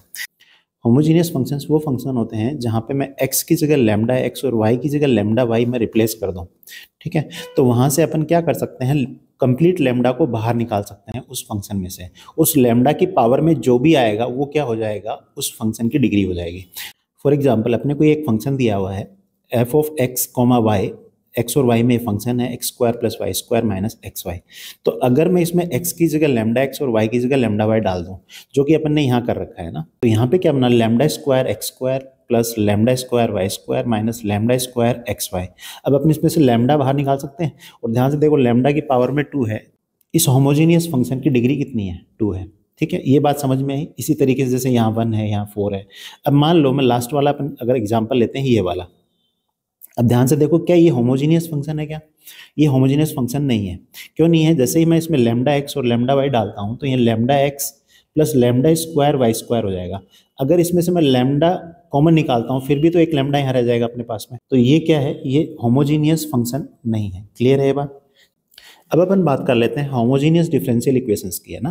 तो होमोजीनियस डिफरेंशियल इक्वेशंस क्या होती हैं? A differential equation of the form dy by dx equals to f of x, y is said to be homogeneous if f of x y is a homogeneous function of degree 0। इस homogeneous function की degree कितनी होनी चाहिए? 0 होना चाहिए। तो अपन क्या बोलेंगे? ये जो फॉर्म बनेगी टोटल कंप्लीट जो फॉर्म बनेगी ये क्या बनेगी? होमोजीनियस डिफरेंशियल इक्वेशन बनेगी। क्लियर है बात? नेक्स्ट अपन देखते हैं to solve homogeneous differential equation of the type dy by dx equals to f of x, y। अगर ऐसी डिफरेंशियल इक्वेशन है तो अपन बेसिकली क्या करते हैं? y को अपन रिप्लेस कर देते हैं vx से। And to solve homogeneous differential equation of the type dx by dy equals to f of x, y। तो इस केस में अपन क्या करते हैं? We make substitution x equals to vy। अब अपन एक एग्जांपल ले लेते हैं ताकि और क्लैरिटी बढ़ जाए अपनी, है ना। तो देखो यहाँ पे ये अपने को एक होमोजीनियस डिफरेंशियल इक्वेशन दी हुई है। अब ये है कि नहीं है उसका पता कैसे करते हैं? देखो यहाँ पे जो फंक्शन दिया हुआ है वो जो फंक्शन होना चाहिए कौन सा होना चाहिए? Homogeneous function of degree 0। तो यहाँ पे अपन पता कैसे करते हैं? x की जगह अपन लैम्डा x डाल देते हैं और y की जगह लैम्डा y। तो ऊपर नीचे डालेंगे तो लैम्डा बाहर निकलेगा और लैम्डा कैंसिल आउट हो जाएगा। तो देखो यहाँ पे बेसिकली क्या आया? लैम्डा की पावर 0 और जो ओरिजिनल फंक्शन था वही आ गया। तो यस, ये कौन सा है? अपन बात करें तो ये एक होमोजीनियस फंक्शन है डिग्री 0 का। तो इसका मतलब क्या है कि ये कंप्लीट जो है अपना क्या है? होमोजीनियस डिफरेंशियल इक्वेशन है। अब अपन क्या करते हैं? इस डिफरेंशियल इक्वेशन को सॉल्व करते हैं। तो dy by dx में अपन जो सब्सटीट्यूशन करते हैं वो क्या करते हैं? y equals to vx। इसको दोनों तरफ अपन with respect to x differentiate कर देते हैं। यहाँ से जो dy by dx आता है अपना ये वाला, ये अपन क्या कर देते हैं? सब्सटीट्यूट कर देते हैं इसमें। यहाँ पे देखो अपनी ये फॉर्म बन जाएगी। और अब होगा क्या? यहाँ पे जब इसको अपन अरेंज करेंगे तो अरेंज करने पे अपना क्या होगा कि ये वेरिएबल सेपरेबल में चेंज हो जाएगी। तो लास्ट में जाते जाते अपन जो x वाला है तो ये ऊपर इधर चला जाएगा, dx by x हो जाएगा और बाकी ये वाला जो v वाले टर्म है ये इधर आ जाएंगे। तो फिर उसके बाद में वेरिएबल सेपरेबल में आने के बाद में तो कोई दिक्कत है नहीं। अपन बेसिकली क्या कर लेते हैं? फिर इंटीग्रेट कर लेते हैं दोनों तरफ और अपना आंसर पे पहुंच जाते हैं। क्लियर है? अब देखो यहाँ पे अपना dy by dx था तो अपन ने क्या सब्स्टिट्यूट किया था? y equals to vx। अगर अपना ऐसा हो dx by dy हो तो फिर अपन क्या सब्स्टिट्यूट करेंगे? उस केस में अपन सब्स्टिट्यूट करेंगे x इक्वल्स टू vy और फिर इसको दोनों तरफ डिफरेंशिएट कर देंगे विद रिस्पेक्ट टू y, है ना। एंड प्रोसीड करेंगे सेम मैनर में। हर एक केस में होगा क्या कि लास्ट में पहुंचते पहुंचते जो अपनी डिफरेंशियल इक्वेशन है वो किस फॉर्म में आ जाएगी? वेरिएबल सेपरेबल में आ जाएगी। और फिर वेरिएबल सेपरेबल में आने के बाद तो इजीली आप क्या कर दो? इंटीग्रेट कर दो दोनों तरफ। ठीक है। अब अपन जो थर्ड टाइप है डिफरेंशियल इक्वेशन का, लीनियर डिफरेंशियल इक्वेशन, उसको अपन देखते हैं। अब इसमें अपने को लीनियर डिफरेंशियल इक्वेशन बेसिकली अपने को दो तरीके से अपने को दिख सकती है। एक तो dy by dx plus p y equals to q की फॉर्म में दिखे। अब ये ध्यान देना है p और q जो हैं या तो ये कांस्टेंट होंगे, ठीक है, या फिर फंक्शन ऑफ x होंगे, या फिर अपने को इस फॉर्म में दिखे dx by dy plus px equals to q। ध्यान रखना है यहाँ p और q क्या होंगे? या तो कांस्टेंट होंगे या फिर फंक्शन ऑफ y होंगे। ठीक है, तो ये दो फॉर्म में अपने को ये क्या दिख सकता है? क्वेश्चंस दिख सकते हैं इसके, ना, लीनियर डिफरेंशियल इक्वेशन के। डायरेक्ट नहीं दिखेंगे पर चीज़ों को अरेंज करोगे तो आपको ये दो फॉर्म मिलेंगे। इन दो फॉर्म्स को अपन किस तरीके से सॉल्व करते हैं वो देख लेते हैं ना। To solve first order linear differential equation, पहला है write the differential equation in the form dy by dx plus p y equals to q. तो ये वाली कौन सी फॉर्म की बात हो गई है? dy by dx वाली फॉर्म की, ठीक है, where p and q are constant और function of x only. Next अपन देखते हैं find the integrating factor. Second जो स्टेप होता है वो होता है इंटीग्रेटिंग फैक्टर निकालने का, वो होता है e to the power integration p dx। ठीक है, अब जब अपने पास में इंटीग्रेटिंग फैक्टर आ गया तो जो सॉल्यूशन होगा डिफरेंशियल इक्वेशन का वो क्या हो जाएगा? y into integrating factor equals to integration of q into integrating factor plus c। ये अपना क्या हो जाएगा? सॉल्यूशन हो जाएगा। यहाँ से अपन इंटीग्रेशन कर देंगे इसका और आंसर पे पहुंच जाएंगे। अब ये तो बात हुई dy by dx की। अगर अपने पास में dx/dy फॉर्म की लीनियर डिफरेंशियल इक्वेशन है तो उसको कैसे सॉल्व करेंगे, वहां पे भी अपन सिंपली क्या करते हैं, इंटीग्रेटिंग फैक्टर निकालते हैं। इंटीग्रेटिंग फैक्टर क्या होता है, e⁻ इंटीग्रेशन p dy इस केस में, है ना। जब अपन ने इंटीग्रेटिंग फैक्टर निकाल लिया तो जो सॉल्यूशन होगा वो होगा x into integrating factor equals to integration of q into integrating factor plus c। Clear है बात। चलिए नेक्स्ट है अपना वेक्टर अलजेब्रा। वेक्टर्स क्या होते हैं, ऐसी क्वांटिटीज़ जिसके अंदर मैग्नीट्यूड और डायरेक्शन दोनों हो। एग्जाम्पल के लिए velocity, acceleration, displacement, force etcetera. ठीक है। स्केलर क्वांटिटीज़ की बात करें तो ऐसी क्वांटिटी जिसमें सिर्फ क्या हो, मैग्नीट्यूड हो। For example mass, electric charge, distance, speed etcetera, है ना। वेक्टर्स को अपन डायरेक्टेड लाइन सेगमेंट भी बोलते हैं। बेसिकली क्या होता है, वेक्टर को जब अपन रिप्रेजेंट करते हैं एक लाइन सेगमेंट से करते हैं जिसमें एक डायरेक्शन होता है, एरो से अपन क्या करते हैं उसका डायरेक्शन बताते हैं। ठीक है। Next, vector is a portion of a straight line whose two end points are named as initial and terminal points. तो इसमें देखो ऊपर बात करें तो ये इनिशियल पॉइंट है और ये क्या है अपना बी जो है वो टर्मिनल पॉइंट है। नेक्स्ट है अपना the line of which the vector is A part is called it's line of support. जो वेक्टर है अपना ये इस लाइन का पार्ट है और इस लाइन को बेसिकली अपन क्या बोलेंगे, लाइन ऑफ सपोर्ट बोलेंगे। क्लियर है। नेक्स्ट अपन बात करेंगे वेक्टर ए बी। तो the length of the segment A B is called its magnitude और magnitude of vector A B. ऊपर में अगर ये देखें अपन तो ये जो लेंथ है इस वेक्टर की ये किसको रिप्रेजेंट कर रही है, magnitude of A B. And जो एरो है वो अपना रिप्रेजेंट करता है डायरेक्शन को। The direction is from initial point A to terminal point B. तो डायरेक्शन क्या है अपना ए टू बी है। In case the points A and B are interchange the vector is written as B A. अगर मैं यहाँ पे बी लिख दूँ और यहाँ पे मैं ए लिख दूँ तो वेक्टर अपना क्या बन जाएगा, बी ए वेक्टर बन जाएगा। क्लियर है। नेक्स्ट है अपना position vector of A point. तो कोई भी पॉइंट है, मान लो अपन बात करें प्लेन में कोई पॉइंट है तो ओरिजिन से उसकी पोजीशन क्या है, जैसे ये ओरिजिन है, ठीक है, पॉइंट ए है, तो इस पॉइंट की ओरिजिन से पोजीशन क्या है उसको अपन क्या बोलते हैं, पोजीशन वेक्टर। और ए जो है मेरा वो पोजीशन वेक्टर है किसका, पॉइंट ए का। इसी तरीके से मान लो एक पॉइंट बी है उसका पोजीशन वेक्टर क्या होगा, ओ बी। ए का क्या था, ओ ए। अब मैं बात कर रहा हूँ, बताओ मेरे को ए बी वेक्टर क्या होगा मेरा। तो ए बी वेक्टर बेसिकली क्या होगा, position vector of B minus position vector of A. Next देखते हैं अपन मैग्नीट्यूड ऑफ ए वेक्टर। अपने को एक वेक्टर ओ पी गिवन है that is x i cap plus y j cap plus z k cap. अब अपन इसका मैग्नीट्यूड की बात करें तो मैग्नीट्यूड ऑफ ओ पी जो वेक्टर होगा उसको अपन रिप्रेजेंट करते हैं इस तरीके से, मॉडुलस साइन नहीं है, this represent the magnitude of vector, this will be equals to under root x square plus y square plus z square. Clear है।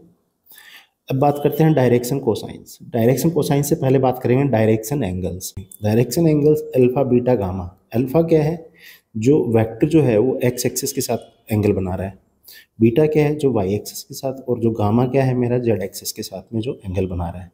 तो ये जो एंगल होते हैं इन एंगल्स को अपन क्या बोलते हैं, डायरेक्शन एंगल्स। ठीक है। अगर इनका कोस ले लें अपन सबका तो वो अपने डायरेक्शन कोसाइंस हो जाएंगे। तो अपन बात करें cos alpha, cos beta and cos gamma, इसको अपन क्या बोलते हैं, डायरेक्शन कोसाइन बोलते हैं। कोस अल्फा को अपन शॉर्ट में एल, कोस बीटा को एम और कोस गामा को एन से रिप्रेजेंट करते हैं। नेक्स्ट अपन बात करेंगे जो वेक्टर ओपी है अपना उसका पी पॉइंट की कोऑर्डिनेट जो है that is x Y and z. ठीक है। अब मैंने बोला कि ये वाई एक्सिस के साथ में क्या एंगल बना रहा है, बीटा एंगल बना रहा है। जब अपन बात करते हैं कोस बीटा की तो कोस बीटा जो क्या होता है अपना बेस अपॉन हाइपोटेनस। तो बेस क्या है मेरा यहाँ पे, ओ ए। ओ ए की बात करें तो क्या मेरा ये वाई कोऑर्डिनेट के बराबर होगा, और अपने को पता है कि ये जो लेंथ है इसकी हाइपोटेनस है ये क्या है, मॉडुलस ऑफ आर वेक्टर। तो अपन इसको क्या लिख सकते हैं, वाई अपॉन आर। तो क्या मैं यहाँ से जो वाई कोऑर्डिनेट है उसको मैं लिखता हूँ y equals to r cos beta, और y equals to r cos beta को अपन क्या बोलते हैं, m बोलते हैं। तो यहाँ से लिख देंगे m। सिमिलरली अपन x कोऑर्डिनेट को क्या बोल सकते हैं, एल आर। y को अपन ने देख लिया M R, and z coordinate को अपन बोल देते हैं एन आर। ठीक है। और इस वैल्यू को बेसिकली क्या बोला जाता है, डायरेक्शन रेशियोज बोला जाता है। अगर सिंपली अपन बात करें तो एक बात बोल सकते हैं कि x, y एंड z जो हैं वो बेसिकली मेरे क्या हैं, डायरेक्शन रेशियोज हैं। किस वेक्टर के? ओपी वेक्टर के। क्लियर है बात? डायरेक्शन रेशियोज को अपन रिप्रेजेंट करते हैं small a, b and c से। नेक्स्ट बात करेंगे type of vectors. Type of vectors में बात करें तो पहला है जीरो वेक्टर। जीरो वेक्टर जिसके मैग्नीट्यूड क्या हो? जीरो हो, कोई स्पेसिफिक उसका डायरेक्शन नहीं हो। और नल वेक्टर को अपन रिप्रेजेंट करते हैं जीरो के ऊपर एरो लगा के। दूसरा अपन इसको ए वेक्टर बी बी वेक्टर से भी डिनोट कर सकते हैं। ध्यान से देखो, ए वेक्टर का मतलब जहाँ से स्टार्ट हुआ वहीं खत्म हो गया है ना, तो इसका मैग्नीट्यूड कितना हो गया? जीरो। इसी तरीके से अपन बी बी वेक्टर की भी बात कर सकते हैं। नेक्स्ट बात करते हैं unit vector. Unit vector basically क्या होगा? मैग्नीट्यूड जिसका यूनिटी हो, और डिनोट करते हैं ए कैप से। Clear? A unit vector in the direction of A vector, that is A cap. तो अगर ए वेक्टर को मैं उसके मैग्नीट्यूड से डिवाइड कर दूं तो मेरा वो क्या बन जाएगा? यूनिट वेक्टर बन जाएगा। क्लियर है? नेक्स्ट बात करते हैं कोइनिशियल वेक्टर्स। कोइनिशियल वेक्टर्स वो होते हैं जिनका इनिशियल जो पॉइंट है वो क्या हो? सेम हो सारे वेक्टर्स का, तो उनको क्या बोलते हैं? कोइनिशियल वेक्टर्स। नेक्स्ट है अपना कोटर्मिनल वेक्टर्स। कोटर्मिनल वेक्टर्स कौन से होते हैं? वो वेक्टर्स जिनका एंड पॉइंट क्या हो? सेम हो। जैसे यहाँ ए बी सी वेक्टर जो है वो क्या है? कोटर्मिनल वेक्टर्स हैं। नेक्स्ट अपन बात करेंगे कोलिनियर और parallel vectors. Vectors having the same और parallel support irrespective of their magnitude and direction. Suppose करो ए वेक्टर है और बी वेक्टर है, कोलिनियर वेक्टर्स हैं अगर वो दोनों, तो इसका मतलब ये होगा कि B vector will be equals to lambda times of A vector. अब मैं यहाँ पे बात करूँ तो ये देखो मेरा ए वेक्टर है और इसको बात करें तो बी वेक्टर, तो ये दोनों वेक्टर्स क्या हैं? अपने पैरेलल वेक्टर्स या कोलिनियर वेक्टर्स। अब पैरेलल वेक्टर्स और कोलिनियर वेक्टर्स बेसिकली अपन ये आपको लग रहा होगा कि कोलिनियर का मतलब सर एक लाइन की बात करते हैं अपन, तो देखो ध्यान रखना है यहाँ पे अपन बात करते हैं फ्री वेक्टर्स की। फ्री वेक्टर्स कौन से वेक्टर्स होते हैं? जिनको पैरेलली मूव कर सकते हैं अपन स्पेस में। तो अगर इस डीसी को मैं उठा के यहाँ ले आऊँ तो क्या ये कोलिनियर वेक्टर नहीं हो जाएंगे? तो ध्यान रखना है ऐसे वेक्टर्स जिनके सेम या पैरेलल सपोर्ट हो अपन उसको क्या बोलते हैं? कोलिनियर और पैरेलल वेक्टर बोलते हैं। ठीक। नेक्स्ट अपन देखते हैं negative of A vector. Negative of vector कुछ नहीं है, अगर किसी वेक्टर के सामने अगर अपन नेगेटिव साइन लगा दें तो जो वेक्टर बनेगा वो क्या बनेगा? Negative of the original vector. और नेगेटिव वेक्टर बेसिकली क्या होता है? वहाँ से उसका डायरेक्शन चेंज हो जाता है। अब यहाँ पे देखो ए बी वेक्टर है, एक सी डी वेक्टर है, तो ध्यान देना है जो C D vector that is minus of A B vector. Magnitude same है दोनों का, बट डायरेक्शन जो है एक दूसरे के अपोजिट है। नेक्स्ट बात करेंगे इक्वल वेक्टर्स। इक्वल वेक्टर्स कौन से होते हैं? जिनमें इक्वल मैग्नीट्यूड हो, या तो सेम और पैरेलल सपोर्ट हो, और सेम डायरेक्शन हो, तो उसको अपन क्या बोलेंगे? इक्वल वेक्टर्स बोलेंगे। अब यहाँ पे देखो एक वेक्टर दिया है ए एंड यहाँ पे दिया है एक बी वेक्टर। अगर ये दोनों वेक्टर्स इक्वल हैं इसका मतलब क्या होगा कि a1 will be equals to b1, a2 will be equals to b2 and a3 equals to b3। Free vectors जिसकी अपन बात करते हैं अपने जो सिलेबस में है वो ऐसे वेक्टर्स हैं, vectors which can be subjected to its parallel displacement without changing its magnitude and direction are called free vectors. In this chapter we will be dealing with free vectors. तो free vectors क्या हैं? ऐसे vectors हैं जिसको मैं freely क्या कर सकता हूँ? स्पेस में मूव कर सकता हूँ विदाउट चेंजिंग इट्स डायरेक्शन, है ना। इसके पैरेलल डिस्प्लेसमेंट कर सकता हूँ मैं इसका, जैसे मैं इसको यहाँ से उठा के मैं यहाँ ला सकता हूँ, यहाँ से उठा के मैं नीचे की तरफ यहाँ लेके आ सकता हूँ, तो मैं इसका क्या कर सकता हूँ? पैरेलल डिस्प्लेसमेंट कर सकता हूँ। तो ऐसे वेक्टर्स को अपन क्या बोलते हैं? Free vectors. नेक्स्ट अपन बात करेंगे addition of vectors. First triangle law of vector addition. Suppose करो यहाँ पे एग्जांपल लेके मैंने बोला कि ये एक ए वेक्टर है और दूसरा एक बी वेक्टर है, तो मैं क्या कर सकता हूँ? मैं फ्री वेक्टर्स के साथ डील कर रहा हूँ, तो मैं इस बी वेक्टर को इधर शिफ्ट करके मैं इस तरीके से इसको ले आता हूँ, और दो वेक्टर्स इस तरीके से कर लेता हूँ कि ए वेक्टर जहाँ एंड हो रहा है वहीं दूसरा वेक्टर क्या कर रहा है? स्टार्ट कर रहा है। तो यहाँ पे जो A vector plus B vector होगा that will be equals to जो ए का इनिशियल और बी के फाइनल पॉइंट को क्या कर रहा हो? ज्वाइन कर रहा हो, उस वेक्टर के बराबर होगा वो।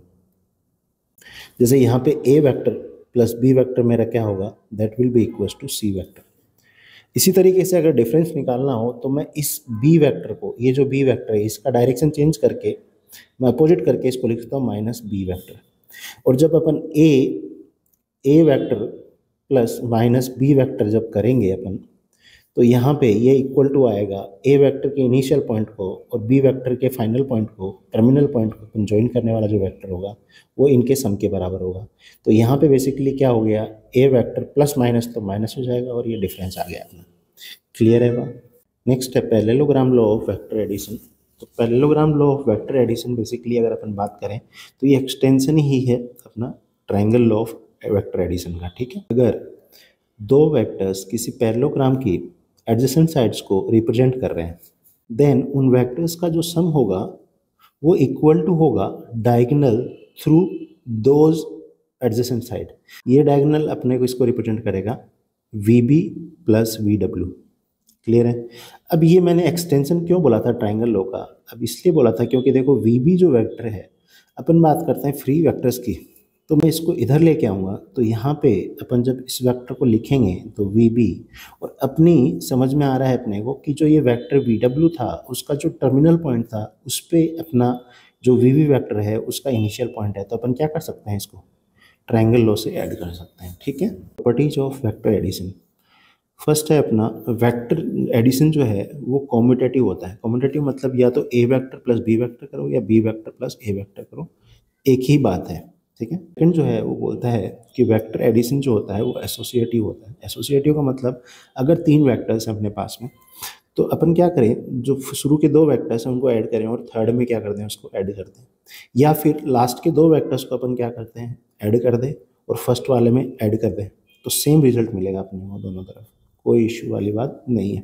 नेक्स्ट अपनी बात करें तो यहाँ पे किसी वेक्टर को अपन नल वेक्टर में ऐड करते हैं, नल वेक्टर को किसी वेक्टर में ऐड करते हैं तो अपने पास में A वेक्टर आता है। तो जीरो वेक्टर को अपन एडिटिव आइडेंटिटी भी बोलते हैं फॉर वेक्टर एडिशन। ये ध्यान रखना है, कई बार MCQ वगैरह में हो सकता है आपके आ जाए, ठीक है। नेक्स्ट अपन बात करेंगे multiplication of A vector by scalar. तो किसी वेक्टर को अपन स्केलर से मल्टीप्लाई कर दें तो क्या क्या हो सकता है। सपोज करो यहाँ पे एक A वेक्टर था, ठीक, तो इस वेक्टर को मैंने अगर हाफ से मल्टीप्लाई कर दिया तो यहाँ पे क्या हुआ कि ये जो वेक्टर था इसका मैग्नीट्यूड हाफ हो गया। ऐसे ही मान लो अगर मैं इस वेक्टर को 2 से मल्टीप्लाई करूँ तो क्या होगा, इसका मैग्नीट्यूड डबल हो जाएगा। अगर मैंने माइनस से मल्टीप्लाई कर दिया तो उस केस में डायरेक्शन भी चेंज हो जाता है। -2 से कर दूंगा तो क्या होगा, मैग्नीट्यूड उसका डबल हो जाएगा और डायरेक्शन भी क्या हो जाएगा, अपोजिट हो जाएगा। बात पे बात करें, if we multiply vector by scalar we get collinear vector. अब A वेक्टर को -A वेक्टर से ऐड करें तो अपने को क्या मिलेगा, नल वेक्टर मिलेगा, ठीक है। तो -A वेक्टर को नेगेटिव और एडिटिव इनवर्स भी बोलते हैं वेक्टर A का। नेक्स्ट है कंपोनेंट ऑफ ए वेक्टर। तो कंपोनेंट ऑफ ए वेक्टर की बात करें तो सपोज करो OP एक वेक्टर है, तो OP जो वेक्टर होगा वो कैसे रिप्रेजेंट होगा, xi cap plus yj cap plus zk cap. जो स्केलर कंपोनेंट्स हैं वो क्या क्या होंगे, वो होंगे x, y and z। Clear. और वेक्टर कंपोनेंट्स की बात करें तो वो होंगे xi cap, yj cap and zj cap. Clear है चीज़। अब ये ध्यान देना है कि i cap, j cap, k cap जो हैं are direction vectors for x, y and z axis. किसी दो वेक्टर्स दिए हुए हैं अपने को, r1 vector and r2 vector. तो इन दो वेक्टर्स को जब ऐड करेंगे तो बेसिकली होगा क्या, a1 plus a2 i cap, b1 plus b2 j cap plus c1 plus c2 k cap हो जाएगा अपना। इसी तरीके से अगर मैं माइनस करूं तो यहाँ पे क्या हो जाएगा, r1 माइनस r2 वेक्टर करूं तो ये हो जाएगा a1 minus a2, b1 minus b2 and c1 minus c2, और इसके साथ में क्या लग जाएगा, i cap, j cap and k cap. Clear है बात। अगर दो वेक्टर्स हैं और k and m are scalars, a vector k से मल्टीप्लाइड है प्लस a वेक्टर m से मल्टीप्लाइड है, तो अपन a वेक्टर को कॉमन ले सकते हैं यहाँ पे और मल्टीप्लाई में आ जाएगा अपना k प्लस m। इसी तरीके से k मल्टीप्लाई में है m इंटू a वेक्टर से, तो अपन क्या कर सकते हैं, k और m को मल्टीप्लाई करके अपन उस वेक्टर से भी मल्टीप्लाई कर सकते हैं, कोई इशू वाली बात नहीं है। इसी तरीके से अगर k एक स्केलर है और ब्रैकेट में a vector plus b vector है तो बेसिकली जो k स्केलर है वो दोनों के साथ में मल्टीप्लिकेशन में आ जाएगा, that is k a vector plus k b vector, ठीक है। r वेक्टर है that is equals to a1 i cap plus b1 j cap plus c1 k cap. तो ध्यान देने वाली बात यह है कि इसमें a1, b1 एंड c1 को अपन क्या बोलते हैं, डायरेक्शन रेशियो बोलते हैं ऑफ दैट वेक्टर, ठीक है, with respect to origin. Clear है बात। अगर अपने को किसी वेक्टर का डायरेक्शन कोसाइंस निकालना है तो अपन क्या करेंगे, उसमें उस वेक्टर को उस वेक्टर के मैग्नीट्यूड से डिवाइड कर देंगे, ठीक है। तो अब जैसे r वेक्टर, इसका मैग्नीट्यूड मेरे को निकालना है तो मैं क्या करूँगा, इसका क्या मैग्नीट्यूड होगा, जो मैग्नीट्यूड होगा under root a1 square plus b1 square plus c1 square होगा। इससे मैं क्या करूँगा, इस पूरे वेक्टर को मैं डिवाइड कर दूंगा। तो यहाँ पे r वेक्टर को मैंने इसके मैग्नीट्यूड से यहाँ डिवाइड कर दिया, सारे वेक्टर को मैंने क्या किया यहाँ पे डिवाइड कर दिया। अब ध्यान देना है, जो ये वाला बनेगा अपना a1 upon this magnitude of this vector, b1 upon magnitude of this vector, c1 upon magnitude of this vector, ये बेसिकली क्या होंगे, अपने डायरेक्शन कोसाइंस होंगे। डायरेक्शन कोसाइंस को अपन किससे रिप्रेजेंट करते हैं, एल, एम एंड एन से। क्लियर है। और सिंस अपन ने इस वेक्टर को अपन ने इधर क्या कर दिया, इसके मैग्नीट्यूड से डिवाइड कर दिया, तो अपने को क्या मिलेगा, एक यूनिट वेक्टर मिलेगा। तो आर कैप एक यूनिट वेक्टर है जो कि किसके डायरेक्शन में है, आर वेक्टर के डायरेक्शन में है। That will be equals to L I cap plus M J cap plus N K cap. L M N क्या है, अपने डायरेक्शन कोसाइंस है। नेक्स्ट है, if two vectors r1 and r2 are collinear, अगर दो vectors collinear हैं तो उस केस में बेसिकली क्या होगा, 1/a2 will be equals to b1/b2 equals to c1/c2। तो ध्यान देना है अपने को, कोई भी दो वेक्टर्स अगर कोलिनियर हैं, इसका मतलब क्या होगा, a1/a2 equals to b1/b2 equals to c1/c2, जहाँ पे a1 a2 क्या है, मेरे आई के कोफिशिएंट्स हैं, b1 और b2 क्या हैं, जे के कोफिशिएंट्स हैं, और c1 c2 क्या हैं, के कोफिशिएंट है। क्लियर है एकदम। वन वेक्टर गिवन है अपने को और एक r2 वेक्टर गिवन है। और अगर अपने को मिल रहा है ये a1/a2 equals to b1/b2 equals to c1/c2, तो अपन बोल देंगे कि r1 वेक्टर और एंड r2 वेक्टर जो है वो क्या है, कोलिनियर। जस्ट ऊपर वाले का रिवर्स बोल दिया। नेक्स्ट बात करेंगे सेक्शन फॉर्मूला। सेक्शन फॉर्मूला दो टाइप के हैं अपने सिलेबस में, one is internal section formula, दूसरा है अपना एक्सटर्नल सेक्शन फॉर्मूला। अब इंटरनल सेक्शन फॉर्मूला में क्या है कि अगर दो पॉइंट्स अपने को दिए हुए हैं पी एंड क्यू, और इन दो पॉइंट्स को एक पॉइंट आर क्या कर रहा है, इंटरनली डिवाइड कर रहा है in the ratio N ratio M. ठीक है, तो ये बोल रहा है कि बताओ ओ आर जो पोजीशन वेक्टर होगा वो क्या होगा। तो अपन यहाँ पे क्या करते हैं, मैंने बोला कि ओरिजिन से अपन Q को ज्वाइन करेंगे, ओरिजिन से P को ज्वाइन करेंगे। तो यहाँ पे एक वेक्टर मिला अपने को B वेक्टर, OQ को ज्वाइन करने वाला जो वेक्टर है that is B vector, OP को ज्वाइन करने वाला है वो A वेक्टर।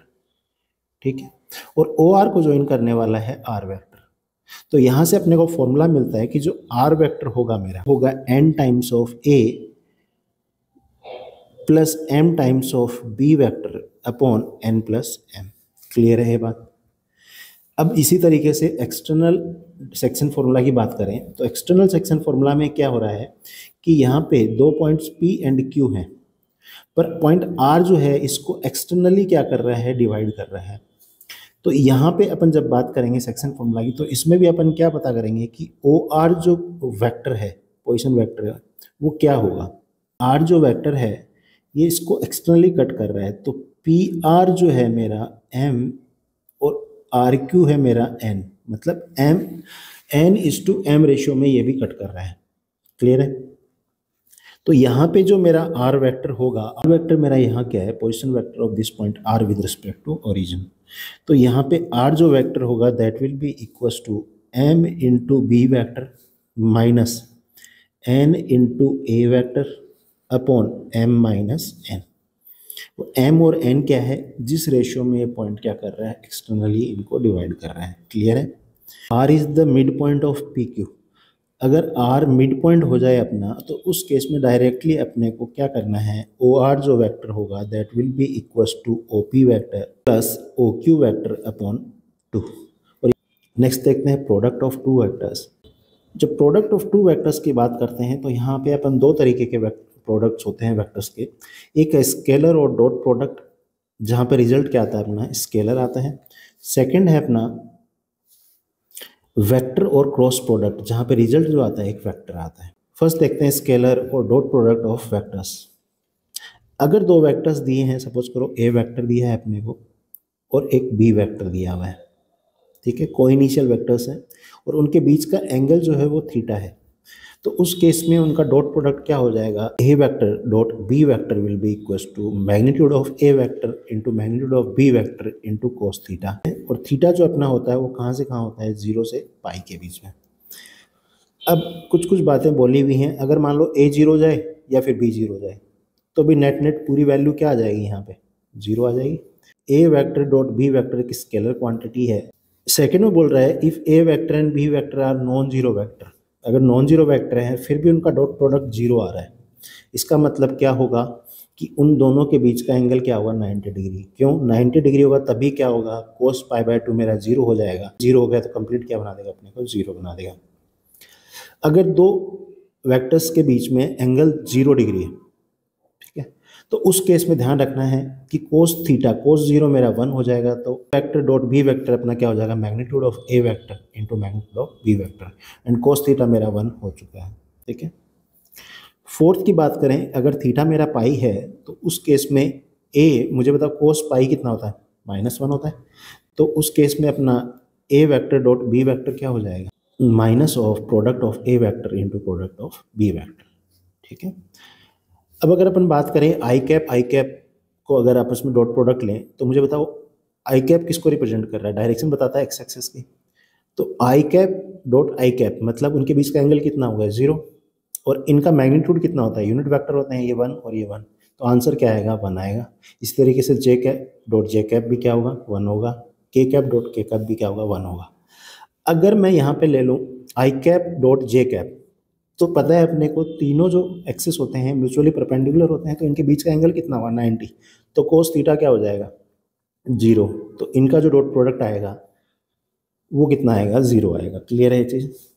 अगर दो वेक्टर्स के बीच का एंगल निकालना है तो vector dot B vector will be equal to magnitude of A vector magnitude of B vector cos theta.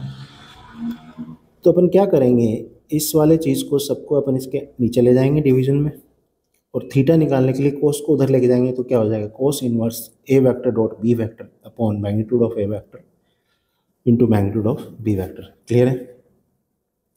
Next बोल रहा है dot product is commutative nature, A dot B vector कर दो या फिर बी डॉट ए वेक्टर कर दो, कोई दिक्कत वाली बात नहीं है। Properties of dot product, distributivity होता है भाई, डिस्ट्रीब्यूटिविटी मतलब A vector in dot B vector plus C vector है, तो ए वेक्टर डिस्ट्रीब्यूट हो जाएगा ओवर दिस एडिशन, इसका डॉट प्रोडक्ट अपन ले लेंगे बी के साथ प्लस ए वेक्टर का जो डॉट प्रोडक्ट वो सी वेक्टर के साथ ले लेंगे। क्लियर है?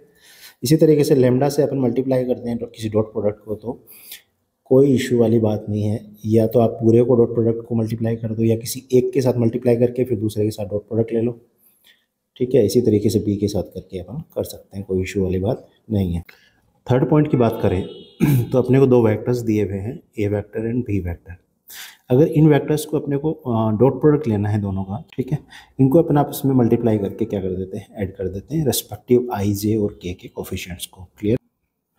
नेक्स्ट है projection of A vector on A line. क्या कर रहे हैं कि ओ ए एक वेक्टर है, इस वेक्टर का अपन इस लाइन पे क्या ले रहे हैं, प्रोजेक्शन ले रहे हैं। तो जब इसका प्रोजेक्शन लेंगे अपन, यहाँ से 90 डिग्री अपन इस पर ड्रॉ करेंगे, तो यहाँ पे जो ओ बी आएगा अपना, O B vector is the projection vector of O A vector on the line L. ठीक है, और अगर मैं इस ओ बी वेक्टर का मैग्नीट्यूड ले लूँ तो मेरे को बेसिकली मिल जाएगा projection of vector O A on the line L. जो प्रोजेक्शन ओ बी आएगा that will be equal to O A cos theta, या फिर अपन इसको बोल सकते हैं वेक्टर ओ ए dot product O B cap. ऐसा क्यों लिख सकते हैं, क्योंकि अपन ओ ए डॉट इसको लिखेंगे तो होगा magnitude of O A vector by O B cap, and ये हो जाएगा कोस थीटा। तो यहाँ से देखो ओ ए वेक्टर का जो मैग्नीट्यूड है उसको सिंपली ओ ए लिख देते हैं, ओ बी क्या है, यूनिट वेक्टर है, इसको इंटू 1 लिख दिया तो क्या हो जाएगा, कोस थीटा। तो ये अपना आ जाएगा ओ ए कोस थीटा, और अपन ने वही बात की है कि ओ बी जो अपना मैग्नीट्यूड आएगा प्रोजेक्शन वेक्टर का वो क्या होगा, ओ ए कोस थीटा होगा। क्लियर है? In short projection of vector A on vector B will be equal to A vector dot B vector upon magnitude of B vector. जब ये बात यहाँ से देखो, ये वाला बेसिकली क्या हो गया, बी कैप हो गया, जो अपन ने ऊपर बात की है यहाँ पे।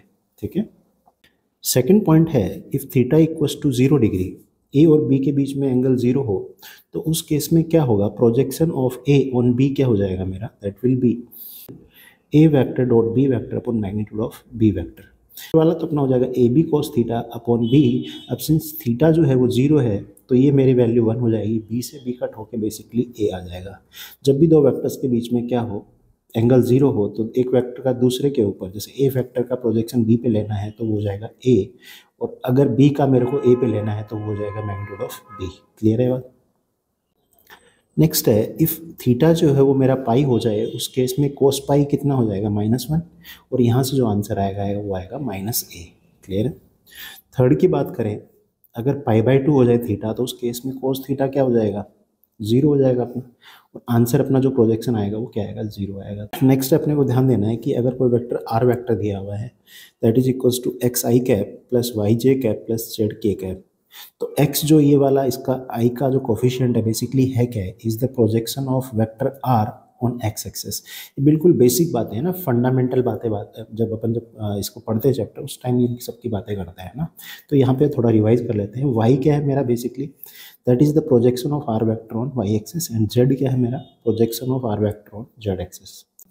नेक्स्ट अपन बात करेंगे कोची-श्वार्ट्ज इनइक्वालिटी। ठीक है, इसका प्रूफ नहीं देखेंगे, कोची-श्वार्ट्ज इनइक्वालिटी आपको ध्यान रखना है, एमसीक्यू में अगर आ जाए तो अपने को ध्यान देना है magnitude of A vector dot B vector जो होता है दैट इज लेस देन और equals to magnitude of A vector into magnitude of B vector. ये अपना क्या होती है, कोची-श्वार्ट्ज इनइक्वालिटी होती है ना। नेक्स्ट अपन देखेंगे ट्रायंगल इनइक्वालिटी। अगर दो वेक्टर्स का अपन ऐड कर दें और उसका मैग्नीट्यूड ले लें that will be less than equals to magnitude of A plus magnitude of B. तो आपको क्या करना है, ये ध्यान रखना है, एमसीक्यू में अगर आता है तो आप टिक करके आए इसको, है ना। नेक्स्ट अपन बात करेंगे वेक्टर और cross product of two vectors. तो जो क्रॉस प्रोडक्ट होता है बेसिकली वहाँ पे जो अपने को आउटपुट मिलता है वो एक वेक्टर क्वांटिटी होती है, और वेक्टर क्वांटिटी उसका डायरेक्शन बेसिकली अपन देखते हैं किससे, right handed rectangular coordinate system से। है कि मान लो मैं बोलता हूँ कि ये एक्स वेक्टर है और ये वाई वेक्टर है, इसका अगर क्रॉस प्रोडक्ट लेंगे तो जो अपने को फाइनल आउटपुट मिलेगा, एक वेक्टर मिलेगा, उसका डायरेक्शन क्या होगा। तो अपन इसको देख सकते हैं जैसे ये स्क्रू है एक, मान लो ना, तो अगर इसको अपन एंटी क्लॉकवाइज क्या करें, रोटेट करें, तो ये देखो इसका डायरेक्शन क्या होगा, ऊपर की तरफ होगा। ऐसे ही अगर मैं क्या करता हूँ y vector cross x vector करूँ तो उस केस में क्या होगा, जो मेरा डायरेक्शन है, ध्यान से देखो, मैं स्क्रू को जब क्लॉकवाइज इसको अपन जब मूव करेंगे तो नीचे की तरफ होगा इसका डायरेक्शन। तो अपन बेसिकली डायरेक्शन जो है वो अपन किससे पता करते हैं, right handed rectangular coordinate system से। अब ए क्रॉस बी वेक्टर जो होता है that is equals to magnitude of A vector into magnitude of B vector sine theta N cap. N cap क्या होता है, ये इसका डायरेक्शन बताता है। यहीं पे अगर अपन बात करें तो ये जो क्वांटिटी है ये इस वेक्टर का क्या बताता है, मैग्नीट्यूड बताता है अपने को, और ये वाला जो एन कैप है ये क्या बताता है अपने को, डायरेक्शन। क्लियर है। अब अगर मैं बात करूं ए या बी में से कोई जीरो हो जाए तो ये पूरी वैल्यू क्या हो जाएगी, जीरो हो जाएगी। क्लियर है, ए क्रॉस बी कितना हो जाएगा, जीरो। नेक्स्ट कुछ ऑब्जर्वेशंस हैं उनको अपन देख लेते हैं। फर्स्ट जो है A cross B is A vector quantity, ठीक है। सेकंड क्या बोल रहा है, if A vector and B vector are non zero vectors, और उसका क्रॉस प्रोडक्ट जो है वो मेरा जीरो आ रहा है। इसका मतलब क्या होगा कि ये जीरो नहीं है, बी भी जीरो नहीं है। इसका मतलब क्या हुआ, साइन थीटा को जीरो होना पड़ेगा। तो थीटा जो मेरा होगा या तो जीरो होगा या मेरा थीटा क्या होगा, पाई होगा। क्लियर है चीज़। थीटा मेरा π/2 हो जाए तो उस केस में ए क्रॉस बी जो होगा that will be equals to magnitude of A vector into magnitude of B vector N cap. इसको आगे मेरे को इसका मैग्नीट्यूड ही लेना है, तो अपने को क्या है, एन कैप हट जाएगा, ये डायरेक्शन बता रहा है, तो मैग्नीट्यूड अपना क्या हो जाएगा, magnitude of A vector into magnitude of B vector. Clear है। फोर्थ पॉइंट की बात करते हैं, I cap J cap K cap. अगर मैं इसको इस तरीके से लिख लेता हूँ, I cap J cap and K cap, तो चीज़ें मेरे लिए ईजी हो जाएंगी। क्यों, क्योंकि I cap cross J cap में जब करूँगा तो मेरा आंसर जो आता है वो आता है के कैप। इसी तरीके से अगर मैं जे कैप क्रॉस के कैप करूँगा तो आंसर आएगा मेरा आई कैप। इसी तरीके से अगर मैं के कैप क्रॉस आई कैप करूँगा तो आंसर आएगा मेरा जे कैप। तो आप ये चीज़ यूज़ कर सकते हैं एग्जाम में ना। ठीक, ऐसे ही अपन एंटी क्लॉकवाइज जाएँ, आई कैप क्रॉस के कैप, तो आंसर अपना जो आएगा वो जे कैप नहीं आएगा, माइनस जे कैप आएगा। ऐसे ही अगर बात करूँ के कैप क्रॉस जे कैप तो आंसर मेरा क्या आएगा, माइनस आई कैप। एंड ऐसे ही जे कैप क्रॉस आई कैप करेंगे तो आंसर मेरा क्या आ जाएगा, माइनस के कैप। क्लियर है। फिफ्थ पॉइंट है अपना A vector cross B vector. तो अपने को पता है इसका भाई ये होगा। यहाँ से अपन क्या कर सकते हैं, अगर मैं इनका मैग्नीट्यूड ले लूँ तो मैग्नीट्यूड में मेरा एन कैप हट जाएगा। यहाँ से अपन थीटा निकाल सकते हैं, क्योंकि साइन थीटा जो होगा मेरा, इसको जब अपन अपोन में ले आएंगे तो sine theta will be equal to magnitude of A cross B vector upon magnitude of A vector into magnitude of B vector. और थीटा निकालना है तो साइन को मैं उधर ले जाऊंगा तो क्या हो जाएगा, theta will be equal to sine inverse magnitude of A vector cross B vector upon magnitude of A vector into B vector. Vector और cross product of two vector is a non commutative in nature. Non commutative होता है ना कि A cross B is not equal to B cross A cross B जो होता है that is equal to minus of B cross ए।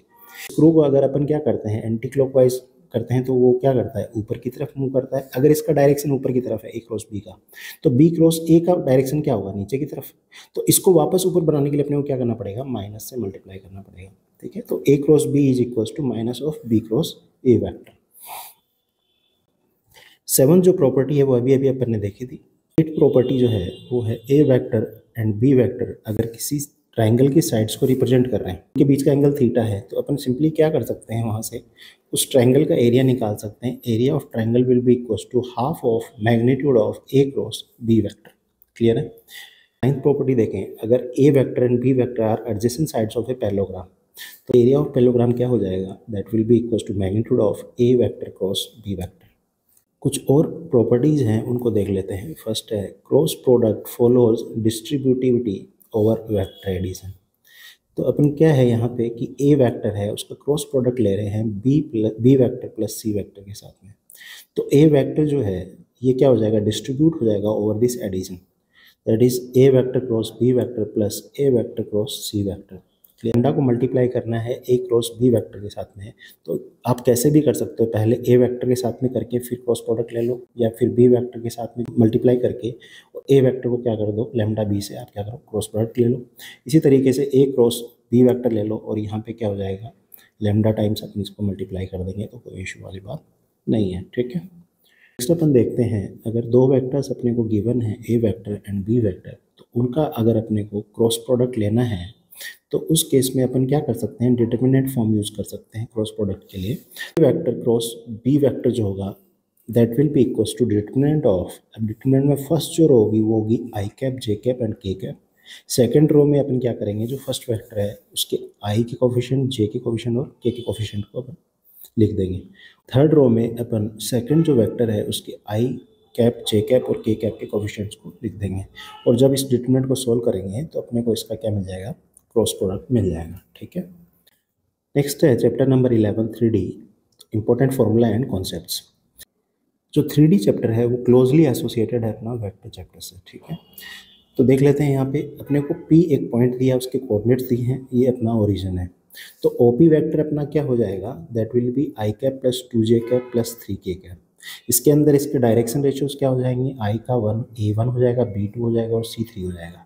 और direction cosines क्या हो जाएंगे, जब अपन इसको डिवाइड कर देंगे पूरे वेक्टर को इसके मैग्नीट्यूड के साथ में, that will be under root 1 square plus 2 square plus 3 square. ऐसे ही सबके साथ जब अपन डिवाइड करते हैं तो यहाँ पे मेरे जो डायरेक्शन कोसाइन आते हैं दैट इज एल अपना 1 अपॉन, इसके अपॉन में जो आएगा इसका कोफिशिएंट है 1 है, इसके अपॉन में मैग्नीट्यूड ऑफ OP वेक्टर। ऐसे ही m क्या आ जाएगा 2 अपॉन, अभी आई नहीं आएगा इसमें ना, जब डायरेक्शन कोसाइन की बात करते हैं तो वो हो जाएगा 2 upon magnitude of OP vector, और वही यहाँ पे अपन ने लिखा हुआ है। n जो हो जाएगा that will B upon 3 upon that magnitude of OP vector. तो ये अपने डायरेक्शन कोसाइन आ गए, और ये ध्यान रखना डायरेक्शन कोसाइन बेसिकली l क्या होता है, कोस अल्फा होता है, m क्या होता है, कोस बीटा होता है, और m क्या होता है, कोस गामा होता है। अल्फा बीटा गामा क्या है, जो वेक्टर जो x एक्सेस y एक्सेस और z एक्सेस के साथ रेस्पेक्टिवली जो एंगल बना रहे हैं वो एंगल होते हैं। क्लियर है। इंपॉर्टेंट प्रॉपर्टी है जो काफ़ी बार MCQ में अपने को काम आती है, क्वेश्चंस में काम आती है, कि जो डायरेक्शन कोसाइंस होते हैं उनके स्क्वायर का जो सम होता है that is always equals to 1। ये ध्यान रखना अपने को ना। नेक्स्ट है direction ratios. Direction ratios basically अगर मैं डायरेक्शन कोसाइंस को एक लैम्डा से अगर मैं मल्टीप्लाई कर दूँ तो अपने को क्या मिल जाता है, बेसिकली डायरेक्शन रेशियोज मिल जाते हैं। लैम्डा क्या होता है, that is the magnitude of vector. अगर अपन मैग्नीट्यूड ऑफ वेक्टर से मल्टीप्लाई कर देते हैं डायरेक्शन कोसाइंस को तो अपने को रेस्पेक्टिव डायरेक्शन रेशियोज मिल जाएंगे। क्लियर है। नेक्स्ट अपन बात करते हैं direction cosine of a line passing through 2 points. तो डायरेक्शन कोसाइन से पहले अपन डायरेक्शन रेशियोज निकाल लेते हैं, DRs अगर इस लाइन के अपन निकालें PQ के, है ना, 2 पॉइंट से पास हो रही है लाइन, तो यहाँ पे DR जो आएगा, अगर मैं बात करूँ A जो आएगा मेरा that will be equals to x2 minus x1, B जो आएगा वो y2 minus y1 and C जो आएगा मेरा Z2 माइनस Z1। क्लियर है। अब डायरेक्शन कोसाइंस में अपन क्या करेंगे, इन DRs को अपन PQ वेक्टर के मैग्नीट्यूड से डिवाइड कर दें तो अपने को रेस्पेक्टिव क्या मिल जाएगा, जो डायरेक्शन कोसाइंस है। अब जो PQ वेक्टर है वो क्या बनेगा अपना x2 minus x1 I cap plus y2 minus y1 J cap z2 minus z1 K cap. इसका मैग्नीट्यूड क्या होगा, that will be under root, ये अपने को गिवन है यहाँ पे, under root x2 minus x1 का square plus y2 minus y1 का square plus z2 minus z1 का स्क्वायर।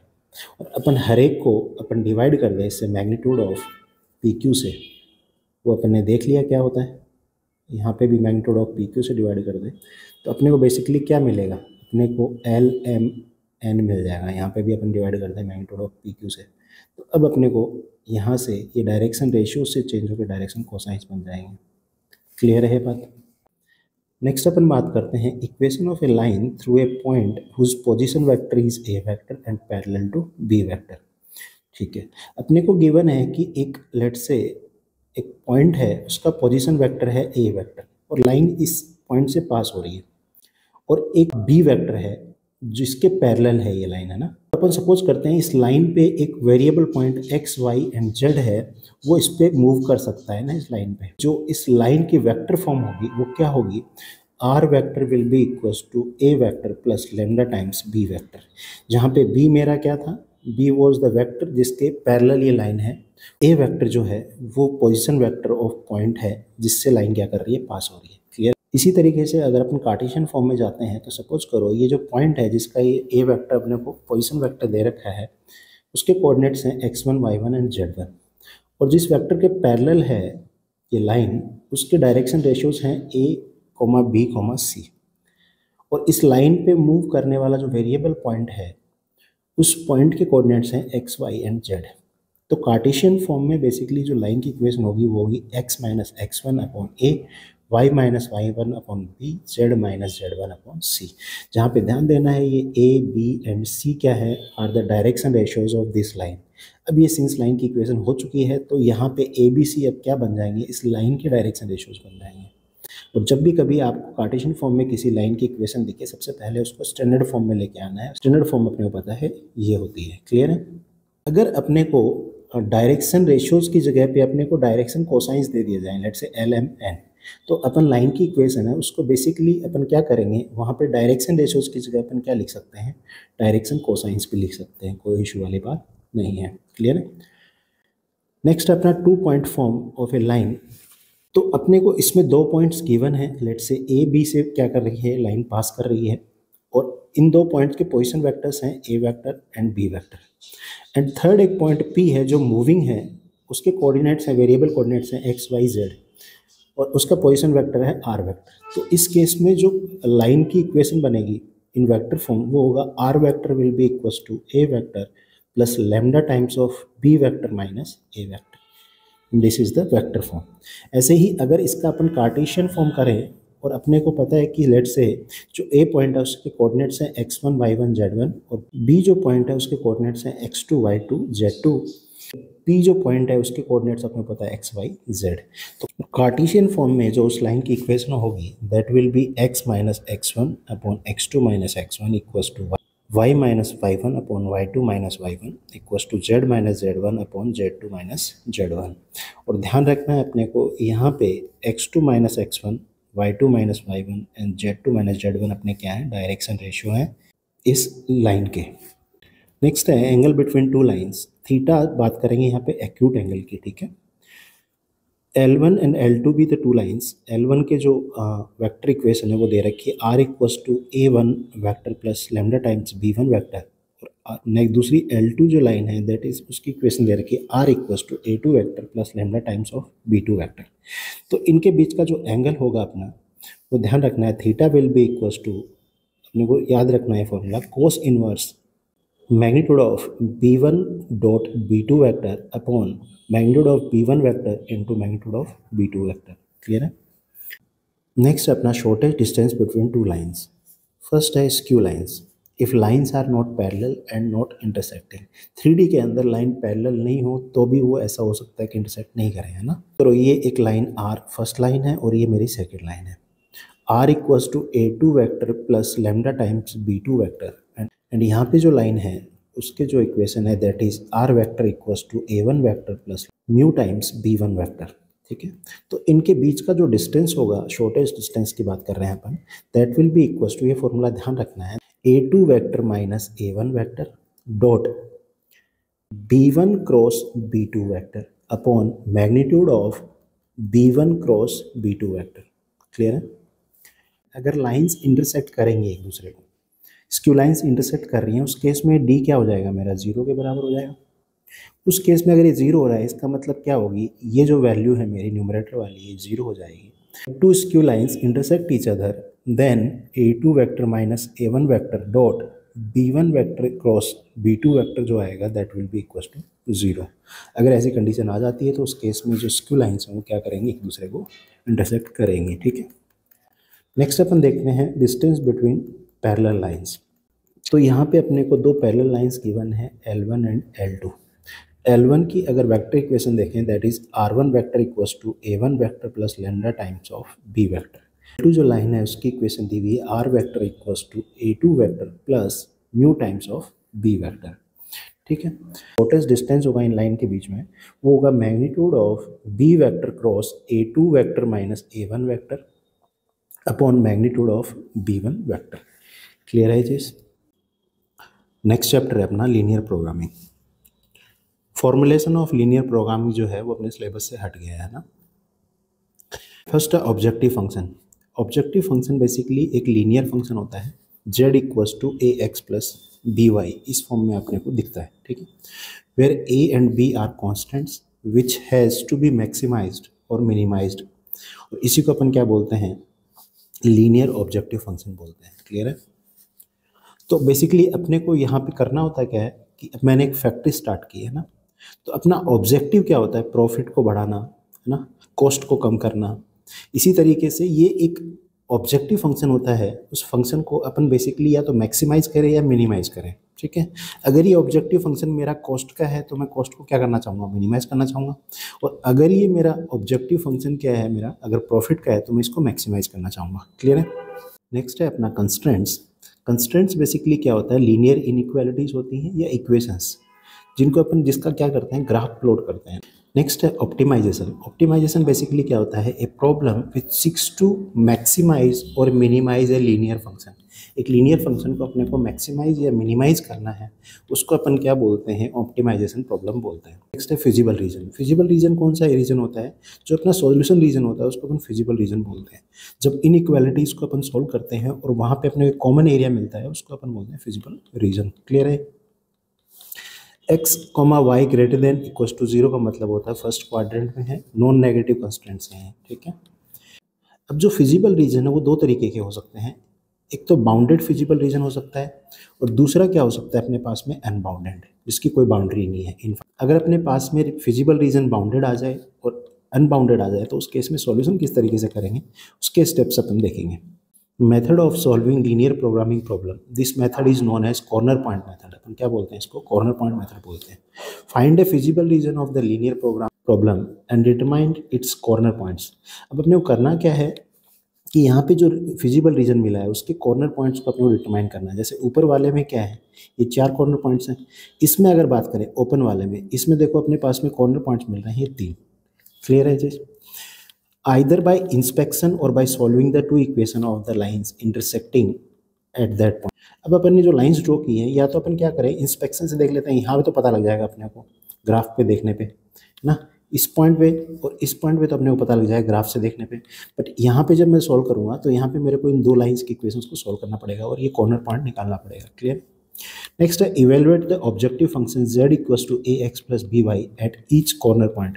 इन सारे कॉर्नर पॉइंट्स की जो वैल्यू है अपन फंक्शन z जो है अपना उसके अंदर रखते हैं, और अपने को जो लेट से कैपिटल M और स्मॉल m अपने पास में दो वैल्यूज आ गई। कैपिटल M रिप्रेजेंट कर रहा है अपना लार्जेस्ट वैल्यू को और स्मॉल m कर रहा है स्मॉलेस्ट वैल्यू को इन पॉइंट्स पे। ठीक है, अब जो आंसर डिसाइड होगा वो इससे होगा कि अपना जो रीजन है वो क्लोज्ड है कि ओपन है। तो पहला अपन देखते हैं when the feasible region is bounded, मतलब क्लोज्ड फिजिबल रीजन है। Capital M and small m are the maximum and minimum value of z। यहाँ पे सिंपली अपने को पता लग जाएगा कैपिटल M और स्मॉल m जो होंगी वो रेस्पेक्टिवली मैक्सिमम और मिनिमम वैल्यू होंगी उस z की, ऑब्जेक्टिव फंक्शन की। क्लियर है? नेक्स्ट है, अगर मान लो in case the feasible region is unbounded, we have दो कंडीशंस होंगी इसके अंदर। कैपिटल M क्या होगी, मैक्सिमम वैल्यू होगी z की। कब? ऑब्जेक्टिव फंक्शन है उसको लेके और मैक्सिमम वैल्यू लेके एक इनइक्वालिटी बनाई, that is objective function greater than this maximum value. तो ये जो इनइक्वालिटी बनेगी और इसको जब अपन ड्रॉ करेंगे तो अगर कोई फिजिबल रीजन में और इस इनइक्वालिटी में कोई कॉमन पॉइंट नहीं आ रहा है, उस केस में जो कैपिटल एम है वो मेरा क्या हो जाएगा, मैक्सिमम वैल्यू ऑफ जेड हो जाएगी। अदरवाइज जेड की अगर कुछ कॉमन आ गया इस इनइक्वालिटी और फिजिबल रीजन, जैसे कि ऊपर अपन बात करें यहाँ पे, अगर मान लो A x plus B Y greater than capital M को यहाँ पे ड्रॉ करता हूँ, सपोज करो मैंने ऐसे ड्रॉ किया, ठीक है, और इसका जो रीजन निकालता हूँ, एक तो हो सकता है कि इस तरफ वाला रीजन आए मेरा, उस केस में तो ये एम होगी, ये मैक्सिमम वैल्यू हो जाएगी इसकी। अगर मान लो ये रीजन नहीं आके ये वाला रीजन आ गया मेरा इस इनइक्वालिटी का, तो उस केस में मेरा क्या हो जाएगा कि यहाँ पे कोई मैक्सिमम वैल्यू नहीं होगी, क्योंकि जो अपनी इस इनइक्वालिटी से जो रीजन आ रहा है वो रीजन में यहाँ पे जो फिजिबल रीजन था उसके पॉइंट्स आ रहे हैं, तो उस केस में यहाँ पे कोई मैक्सिमम वैल्यू नहीं होगी। इसी तरीके से अगर अपन बात करें, similarly if small M is the minimum value of Z, small M minimum value होगी जेड की, कब, अगर अपन एक इनइक्वालिटी बनाते हैं ऑब्जेक्टिव फंक्शन को लेके और मिनिमम वैल्यू को लेके, और वो इनइक्वालिटी क्या होगी अपनी, that is objective function is less than M. और इसको जब ग्राफ पे ड्रॉ करते हैं और वहाँ पे कोई कॉमन रीजन नहीं आता, फिजिबल रीजन और इसके रीजन में कोई कॉमन पॉइंट नहीं है, तो उस केस में जो स्मॉल एम है ये इसकी मिनिमम वैल्यू हो जाएगी। और अगर कुछ कॉमन आ गया तो वहाँ पे क्या होगा, otherwise Z has no minimum value. अब एक इंपॉर्टेंट पॉइंट ध्यान रखना है, अगर किसी प्रॉब्लम में अगर अपने पास में मल्टीपल ऑप्टिमल सॉल्यूशंस मिलते हैं दो पॉइंट्स पे, सपोज करो at corner points, then in such case every point on the line segment joining these points gives the solution of problem. Feasible region is always convex region, ध्यान रखना है, feasible region जो होता है वो convex region होता है। MCQ में पूछ लें तो आपको टिक कर देना है। क्लियर है? इस पूरे चैप्टर को समझने के लिए आपको अपनी NCERT के 3 क्वेश्चंस करने हैं। क्वेश्चन नंबर 2 जिसमें क्लोज्ड फिजिबल रीजन मिलेगा, क्वेश्चन नंबर 4 जहाँ पे अपने को ओपन फिजिबल रीजन मिलेगा, और यहाँ पे जो है सॉल्यूशन अपने को मिलेगा। ठीक है, क्वेश्चन नंबर 9 में अपने को जो फिजिबल रीजन मिलेगा वो ओपन मिलेगा और यहाँ पे कोई सॉल्यूशन नहीं होगा। नेक्स्ट चैप्टर है अपना प्रोबेबिलिटी, इसमें अपन कुछ बेसिक चीज़ें अपन टर्म्स देख लेते हैं। An experiment whose outcome can not be predicted with certainty is called a random experiment. Second है set of all possible outcomes of a random experiment को अपन क्या बोलते हैं, सैंपल स्पेस बोलते हैं। अब जैसे मैं एक कॉइन को टॉस करूँ तो मेरे पास में टोटल आउटकम कितने आएंगे, वो आएंगे 2। इसी तरीके से अगर मैं 2 कॉइन्स को टॉस करूँ तो मेरे सैंपल स्पेस में कितने एलिमेंट्स होंगे, 2 की पावर 2। 3 करता हूँ तो वो होंगे 2 की पावर 3। सैंपल स्पेस को लिखने का ट्रिक भी होती है, अगर मान लो आपके पास में 2 तक तो आप इजीली लिख लोगे ना, 3 कॉइन्स को जब टॉस करते हैं उस केस में कैसे लिखते हैं, पहले आप जैसे इसमें 8 आउटकम्स हैं तो फर्स्ट जो है उसमें 4 हेड 4 टेल लिख लो, फिर उसके बाद 2 हेड 2 टेल 2 हेड 2 टेल, उसके बाद में 1 हेड 1 टेल 1 हेड 1 टेल 1, और यहाँ पे अपना पूरा सैंपल स्पेस बन के तैयार हो जाएगा। इसी तरीके से अपन बात करें कार्ड्स में तो टोटल कितने कार्ड्स होते हैं, 52 कार्ड्स होते हैं, जिसमें 26 रेड होते हैं, 26 ब्लैक होते हैं, 26 ब्लैक में 13 हार्ट होते हैं और 13 डायमंड्स होते हैं, और 26 ब्लैक के अंदर 13 अपने क्लब होते हैं और 13 क्या होते हैं, स्पेड्स होते हैं। क्लियर है? फेस कार्ड्स होते हैं वो होता है अपना जैक किंग और क्वीन। इसी तरीके से अगर स्वीट में बात करें तो 4 अपने पास में एस होते हैं। बात करते हैं इवेंट की। Any subset of a sample space is known as event. जो सैंपल स्पेस अपने पास में आता है उसमें उसका कोई भी सबसेट अपन लेते हैं तो वहाँ से अपने को एक इवेंट मिलता है।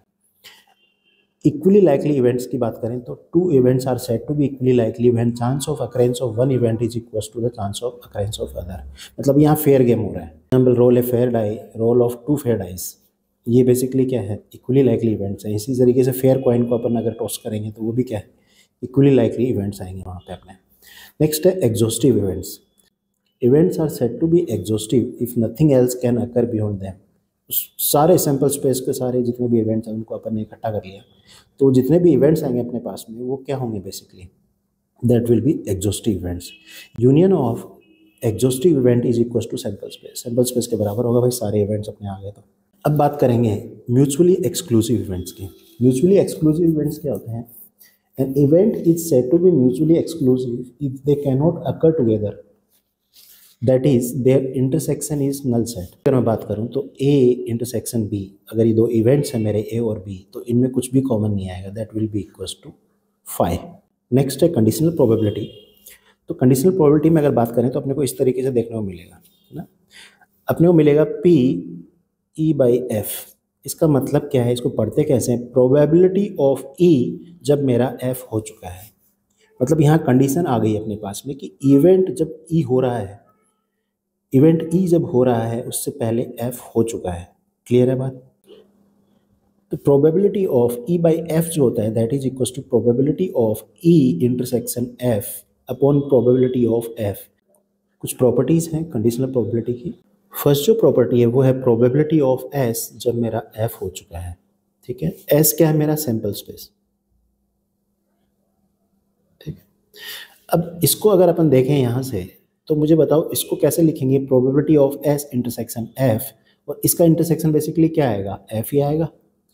तो अपॉन में जब पी एफ दिया हुआ है अपने को तो ये दोनों कट के आंसर क्या हो जाएगा। सेकंड जो है probability of A union B upon F, वो होती है अपनी probability of A upon F plus probability of B upon F minus probability of A intersection B upon F. Clear है। प्रूफ अपन इसके देखेंगे नहीं। अगर मान लो ऐसा दे रखा है कि A and B are mutually exclusive events, अगर म्यूचुअली एक्सक्लूसिव इवेंट्स हैं तो उस केस में ऊपर देखें तो ये वाले में ये वाला चीज़ क्या हो जाएगी मेरी जीरो, क्योंकि ए इंटरसेक्शन बी क्या आ जाएगा, मेरा जीरो आ जाएगा भाई। तो यहाँ पे मेरा क्या हो जाएगा, probability of A union B upon F जो होगा वो होगा P A by F plus P B by F. Clear है। ये थर्ड जो टर्म है माइनस वाली ये क्या हो जाएगी, कैंसिल आउट हो जाएगी। थर्ड जो प्रॉपर्टी है वो probability of E not upon F, वो होती है 1 minus probability of E upon F. Next है मल्टीप्लिकेशन थ्योरम ऑन प्रोबेबिलिटी। पहला बात करते हैं डिपेंडेंट इवेंट्स की। Dependent events happens when done without replacement and repetition. E intersection F को अपन क्या बोलते हैं कि E intersection F denotes the simultaneous occurrence of the events E and F. Clear है। इवेंट ई इंटरसेक्शन एफ को अपन directly E F भी लिख सकते हैं। अगर अपने इवेंट्स जो हैं वो डिपेंडेंट इवेंट्स हैं उस केस में probability of E intersection F जो होती है that is probability of F into probability of E upon F that is equal to probability of E multiplication probability of F by E. ठीक है। इसी तरीके से अगर डिपेंडेंट इवेंट्स हैं तो वहाँ पे multiplication rule of probability for more than 2 events. मान लो E F and G are 3 events of sample space, then probability of E intersection F intersection G will be equal to probability of E into probability of F जब मेरा ई हो चुका है into probability of जी जब मेरा ई और F दोनों हो चुके हैं। क्लियर है। नेक्स्ट अपन बात करेंगे इंडिपेंडेंट इवेंट्स की। E and F are 2 events such that probability of occurrence of one of them is not affected by occurrence of other। जब ऐसा होता है कि एक की occurrence होने से दूसरे की occurrence होने पे कोई इफेक्ट नहीं आए तो उसको क्या बोलते हैं, independent events। Such events are called independent events when events happen with replacement। क्या होता है जब रिप्लेसमेंट से हो, रिपीटिशन से हो, then the events are independent. Next अपन बात करते हैं 2 events E and F are independent if probability of E when F हो चुका है तो that is equals to probability of E intersection F upon probability of F and equals to probability of E. Clear है। और यहाँ से अपन simply ये भी बोल सकते हैं कि probability of E intersection F जब मैं अगर इसको इधर लेके चला जाऊँगा तो मेरा क्या हो जाएगा, that will be equals to P E into P F. ऐसे ही probability of F by E will be equals to probability of E intersection F जब मेरा ई हो चुका है तो उस केस में that will be equals to P F. और यहाँ से मैं इसको मल्टीप्लाई कर दूँ तो probability of F intersection E मेरा क्या हो जाएगा, P F into P E. And F are 2 independent events, उस केस में probability of E intersection F जो होगी that will be equals to probability of F intersection E and that is equals to probability of E into probability of F. यहाँ पे probability of E will not be equals to 0 and probability of F should not be equals to 0। Clear है। इसी तरीके से अगर अपन बात करें ई एफ एंड जी अगर इंडिपेंडेंट इवेंट्स हैं तो ये सारी चारों कंडीशंस अपनी फुलफिल होनी चाहिए। मतलब क्या है कि probability of E and F जो होगा वो होगा P E into P B, probability of E and G जो होगा वो होगा P E into P G, probability of F and G जो होगा वो होगा P F into P G and probability of E intersection F intersection G जो होगा that will be equal to probability of E into probability of F into probability of G. Clear है। अब कुछ important points हैं वो देख लेते हैं। If two events are dependent, अगर दो इवेंट्स डिपेंडेंट है then probability of E intersection F जो है that will not be equals to P probability of E into probability of F. इस केस में probability of E intersection F अपन ने पीछे देखा था, जब डिपेंडेंट इवेंट्स हैं तो उस केस में P E into probability of F जब मेरा ई हो चुका है ये होगा। क्लियर। नेक्स्ट है इंडिपेंडेंट इवेंट्स और म्यूचुअली एक्सक्लूसिव इवेंट्स, ये दोनों डिफरेंट है टोटली। ठीक है, इंडिपेंडेंट इवेंट्स में both events can occur simultaneously, दोनों इवेंट्स जो हैं वो साथ में अकर कर सकते हैं, पर म्यूचुअली एक्सक्लूसिव में both events can not occur simultaneously, मतलब डिसजॉइंट सेट्स होते हैं यहाँ पे। थर्ड पॉइंट है two experiments, let's say A एक एक्सपेरिमेंट है every pair of event E, और बी जो एक्सपेरिमेंट है वो every pair of event F. ठीक है, then this implies that two experiments A and B are independent if probability of E intersection F, मतलब probability of simultaneous occurrence of E and F अगर मेरा equal होगा P E into P F के। ये अपन ने ऊपर बात की है उसको वापस से रिपीट किया है। अब कुछ काम की बातें देख लेते हैं भाई। Probability of A but not be वो बराबर होता है प्रोबेबिलिटी ऑफ ओनली ए, और इसको अपन लिख सकते हैं probability of A minus B equals to probability of A intersection B not. और इस चीज़ को और आगे अपन चाहें तो लिख सकते हैं probability of A minus probability of A intersection B. Clear है। सेकंड है probability of B but not A, तो वो चीज़ जो होती है that is probability of only B के बराबर होती है, and it is equals to probability of B minus A that is equals to probability of B intersection A not, और ये इक्वल होती है probability of B minus probability of A intersection B. Third point की बात करें तो probability of not A and not B that is equals to probability of A not intersection B not, और ये इक्वल होती है probability of A union B not. ये कहाँ से आता है, डी मॉर्गन्स लॉ अपन ने पढ़ा है ना सेट्स में 11th में, और ये इक्वल होता है 1 minus probability of A union B. Clear है। फोर्थ की बात करते हैं प्रोबेबिलिटी ऑफ नॉट ए और नॉट बी, यहाँ देखो एंड था यहाँ और है, ये इक्वल होता है probability of A not union B not equals to probability of A intersection B not, और ये भी कहाँ से आता है अपना डी मॉर्गन लॉ से ही आता है। फिफ्थ पॉइंट देखते हैं if event E and F are independent then first है E and F not, second E not and F, third है E not and F not, ये सारे के सारे क्या होंगे इंडिपेंडेंट इवेंट्स होंगे।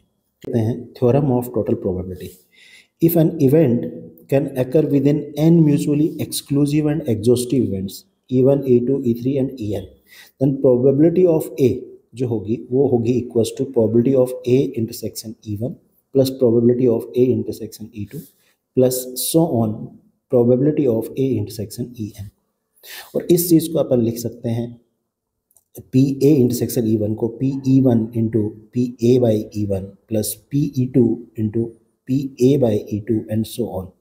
तो यहाँ से अपन इस पूरी चीज़ को अपन क्या लिख सकते हैं P A equals to total probability of A equals to sigma I equals to 1 to N P E I into P A by E I. Clear है। आई की वैल्यू कहाँ से कहाँ जा रही है 1 से n तक जा रही है। क्लियर। अपना Bayes theorem, this theorem is also called the formula for the probability of causes. Bayes theorem को अपन प्रोबेबिलिटी ऑफ कॉजेस भी बोलते हैं क्योंकि अपने को फाइनल आउटकम पता होता है और अपने को प्रोबेबिलिटी निकालनी होती है इनिशियल जो अपना इवेंट हो रहा है उसकी, तो इसको क्या बोलते हैं probability of causes. If event R has already occurred then probability of E1 क्या होगा इस केस में। ठीक है, इसको निकालने के लिए अपन लिखते हैं प्रोबेबिलिटी ऑफ E1 जब मेरा R हो चुका है तो that will be equals to probability of E1 into probability of R जब मेरा E1 हो चुका है upon total probability of R। Clear है, ये अपनी बेइस थ्योरम है। नेक्स्ट है अपना रैंडम वेरिएबल, जिसको कैपिटल एक्स से पे अपन क्या करते हैं रिप्रेजेंट करते हैं। A random variable is a real valued function, मतलब एक रियल वैल्यू होती है इसकी, एक्स के साथ एक नंबर एसोसिएटेड होता है, उस domain is the sample space of random experiment. जो रैंडम एक्सपेरिमेंट होता है उसका जो सैंपल स्पेस होता है वही इसका क्या होता है डोमेन होता है। क्लियर है। अब जैसे इसको समझाने के लिए थोड़ा क्लैरिटी के लिए अपन बात करें, जैसे रैंडम प्रोसेस है कोई एक्सपेरिमेंट बोलते हैं उसको, उससे कुछ आउटकम्स आता है। ठीक है। और आउटकम्स को एक नंबर के साथ एसोसिएट कर दें अपन। मान लो मैंने टॉइन कॉस्ट किया, ठीक है, x इक्वल्स टू मेरा इफ हेड्स, अगर हेड आए तो मेरे को 1 मिले, अगर टेल आए तो उसके साथ मैंने नंबर एसोसिएट कर दिया 0, ठीक है। ऐसे ही रोलिंग ऑफ 2 डाइस साइमल्टेनियसली, यहाँ पे भाई रैंडम वेरिएबल है मेरा, तो रैंडम वेरिएबल की वैल्यू होगी that will be equal to sum of upward face after rolling 2 dice. मान लो मैंने 2 डाइस फेंके, ऊपर वाले पे एक पे 5 आ गया और एक पे 6 आ गया, तो यहाँ पे y की जो मेरे रैंडम वेरिएबल की वैल्यू कितनी हो जाएगी, 5 + 6 that will be equal to 11। Clear है। तो इसी तरीके से रैंडम वेरिएबल के साथ में एक नंबर एसोसिएट करते हैं। एग्जाम्पल से इसको थोड़ा देख लेते हैं। और consider the experiment of tossing a coin 2 times. एक कॉइन है, उसको 2 टाइम अपन ने टॉस किया। सैंपल स्पेस में आएगा head head, head tail, tail head and tail tail. If x denotes the number of heads obtained, then x is a random variable and for each outcome its value is as given below। यहाँ पे x जो है, x की value क्या होगी, जब मेरा headed आएगा तो क्या हो जाएगा, टोटल नंबर ऑफ हेड कितने हुए 2, जब हेड टेल आएगा तो x की वैल्यू 1 हो जाएगी, और जब टेल हेड आएगा तो उस केस में भी हेड की वैल्यू 1 होगी, और जब टेल टेल आएगा तो उस केस में x की वैल्यू कितनी हो जाएगी, 0। क्लियर है। इसी तरीके से अगर y denotes the number of heads minus number of tails, इसमें number of heads minus number of tail करेंगे तो उस केस में देखो y इक्वल्स टू हेडेड की बात करें तो वो हो जाएगा 2 - 0, total number of heads minus total number of tails. y equals to हो जाएगा 1 हेड और 1 tail, 1 - 1 will be equals to 0। इस तरीके से y विल बी टेल और हेड आएगा तो क्या होगा, 1 - 1 equals to 0, and tail tail आ जाए तो वो होगा 0, क्योंकि हेड मेरा कितना है 0 - 2, तो यहाँ पे जो नंबर मिलेगा y का वो होगा इक्वल्स टू -2। क्लियर है। नेक्स्ट है probability distribution of random variable. ये अपने एक एग्जांपल की हेल्प से समझ लेते हैं। Let's define a random variable x, और x that is equals to number of heads after 3 flips of a fair coin. जब 3 फ्लिप्स करेंगे तो वहाँ पे जो सैंपल स्पेस बनेगा अपना ये वाला बनेगा। टोटल एलिमेंट्स कितने होंगे इसमें, 8। ठीक है। अब बात करूँ मैं probability of x equals to 0, तो मुझे बताओ इसमें कितने एलिमेंट्स मेरे जो सैंपल स्पेस में है कि मेरे को एक भी हेड नहीं मिल रहा। तो यहाँ पे क्या है, ये वाला इवेंट है, तो प्रोबेबिलिटी ऑफ टी क्या हुआ, probability of x equals to 0 क्या हो जाएगा, तो वो हो जाएगा 1/8। इसी तरीके x इक्वल्स टू 1 जब आया मेरा, मतलब क्या हो रहा है कि एक हेड आ रहा है सिर्फ, तो उस केस में क्या क्या हो सकता है, या तो 2 टेल 1 हेड आ जाए, और एक टेल 1 हेड और 1 टेल आ जाए, और हेड टेल टेल आ जाए। और के लिए अपन प्लस यूज करते हैं भाई। तो टेल टेल हेड वो कितनी बार आ रहा है, 1 टाइम्स आ रहा है इसमें, तो प्रोबेबिलिटी क्या हो जाएगी 1/8, प्लस टेल हेड टेल वो भी 1 टाइम्स आ रहा है, हेड टेल हेड क्या हो जाएगा 1/8, तो इसकी टोटल प्रोबेबिलिटी हो जाएगी 3/8। इसी तरीके से x इक्वल्स टू 2, मतलब जब अपने को 2 हेड मिले तो उस केस में भी अपने पास में 3 केसेस आ रहे हैं, तो वो हो जाएगा 1/8 + 1/8 + 1/8, टोटल हो जाएगा 3/8।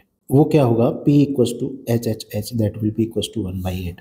अब इसकी प्रोबेबिलिटी डिस्ट्रीब्यूशन टेबल बनाते हैं अपन, है ना। तो रैंडम वेरिएबल अपन लिखते हैं इसमें x, इसकी वैल्यू 0 1 2 और 3, क्या क्या आ रही है, 0 1 2 3 आ सकती है भाई। यहाँ पे लिखते हैं प्रोबेबिलिटी ऑफ x। अब मुझे बताओ जब 0 है, x इक्वल्स टू 0, प्रोबेबिलिटी क्या है 1/8, जब x इक्वल्स टू 1 है तो वो कितनी है 3/8, जब x इक्वल्स टू 2 है तो वो कितनी है 3/8, एंड x इक्वल्स टू 3 है तो वो कितनी है 1/8। अब ध्यान से एक चीज़ देखना है कि यहाँ पे जब प्रोबेबिलिटी डिस्ट्रीब्यूशन में रैंडम वेरिएबल की सारी प्रोबेबिलिटीज़ को ऐड करेंगे तो आंसर अपना 1 आता है। तो यहाँ पे देखो अपना ऐड करेंगे तो 8/8 आएगा, दैट इज इक्वल्स टू 1। अपन ने यहाँ पे लिखा हुआ है कि P1 P2 से लेके Pn तक इसकी जो प्रोबेबिलिटी है वो ग्रेटर देन 0 होती है रैंडम वेरिएबल की, और रैंडम वेरिएबल की टोटल प्रोबेबिलिटीज़ को जब ऐड करते हैं तो अपना that will be equals to 1, वो 1 आती है। ठीक है। Next mean of random variable x। Mean of random variable x क्या होता है, the mean of random variable x is denoted by mu, mu से अपन डिनोट करते हैं। The mean of random variable x is also called the expectation of x, denoted by capital E bracket में x। Mean of random variable x को अपन क्या बोलते हैं, एक्सपेक्टेशन ऑफ x भी बोलते हैं, और इसको रिप्रेजेंट करते हैं कैपिटल E x से।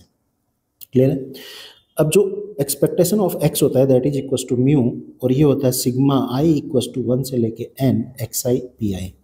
जब इसको एक्सपेंड करेंगे तो उस केस में अपन क्या करते हैं, जो रैंडम वेरिएबल की वैल्यू है उसको मल्टीप्लाई कर देते हैं उसकी प्रोबेबिलिटी से, प्लस जो सेकंड x2 आएगा उसको P2 से मल्टीप्लाई कर देंगे, xn को Pn से कर देंगे। इसको जब ऐड कर देते हैं तो ये जो टोटल एक नंबर आता है इसको बोलते हैं mean of random variable. Clear है। फिर अब ये अगर मान लो मैं यहाँ बोलता मीन ऑफ रैंडम वेरिएबल निकालो, तो अपन क्या करते हैं, ये दोनों को मल्टीप्लाई करके प्लस, इन दोनों को मल्टीप्लाई करके प्लस, इसको मल्टीप्लाई करके प्लस, इसको मल्टीप्लाई करके प्लस कर देते हैं, और जो फाइनल आंसर आता है वो क्या आता है, mean of this random variable x. चलिए यहाँ पे अपना सेकंड बुक का वीडियो फिनिश होता है। ऑल द बेस्ट एग्जाम के लिए, अच्छे से प्रिपेयर करो। बाय।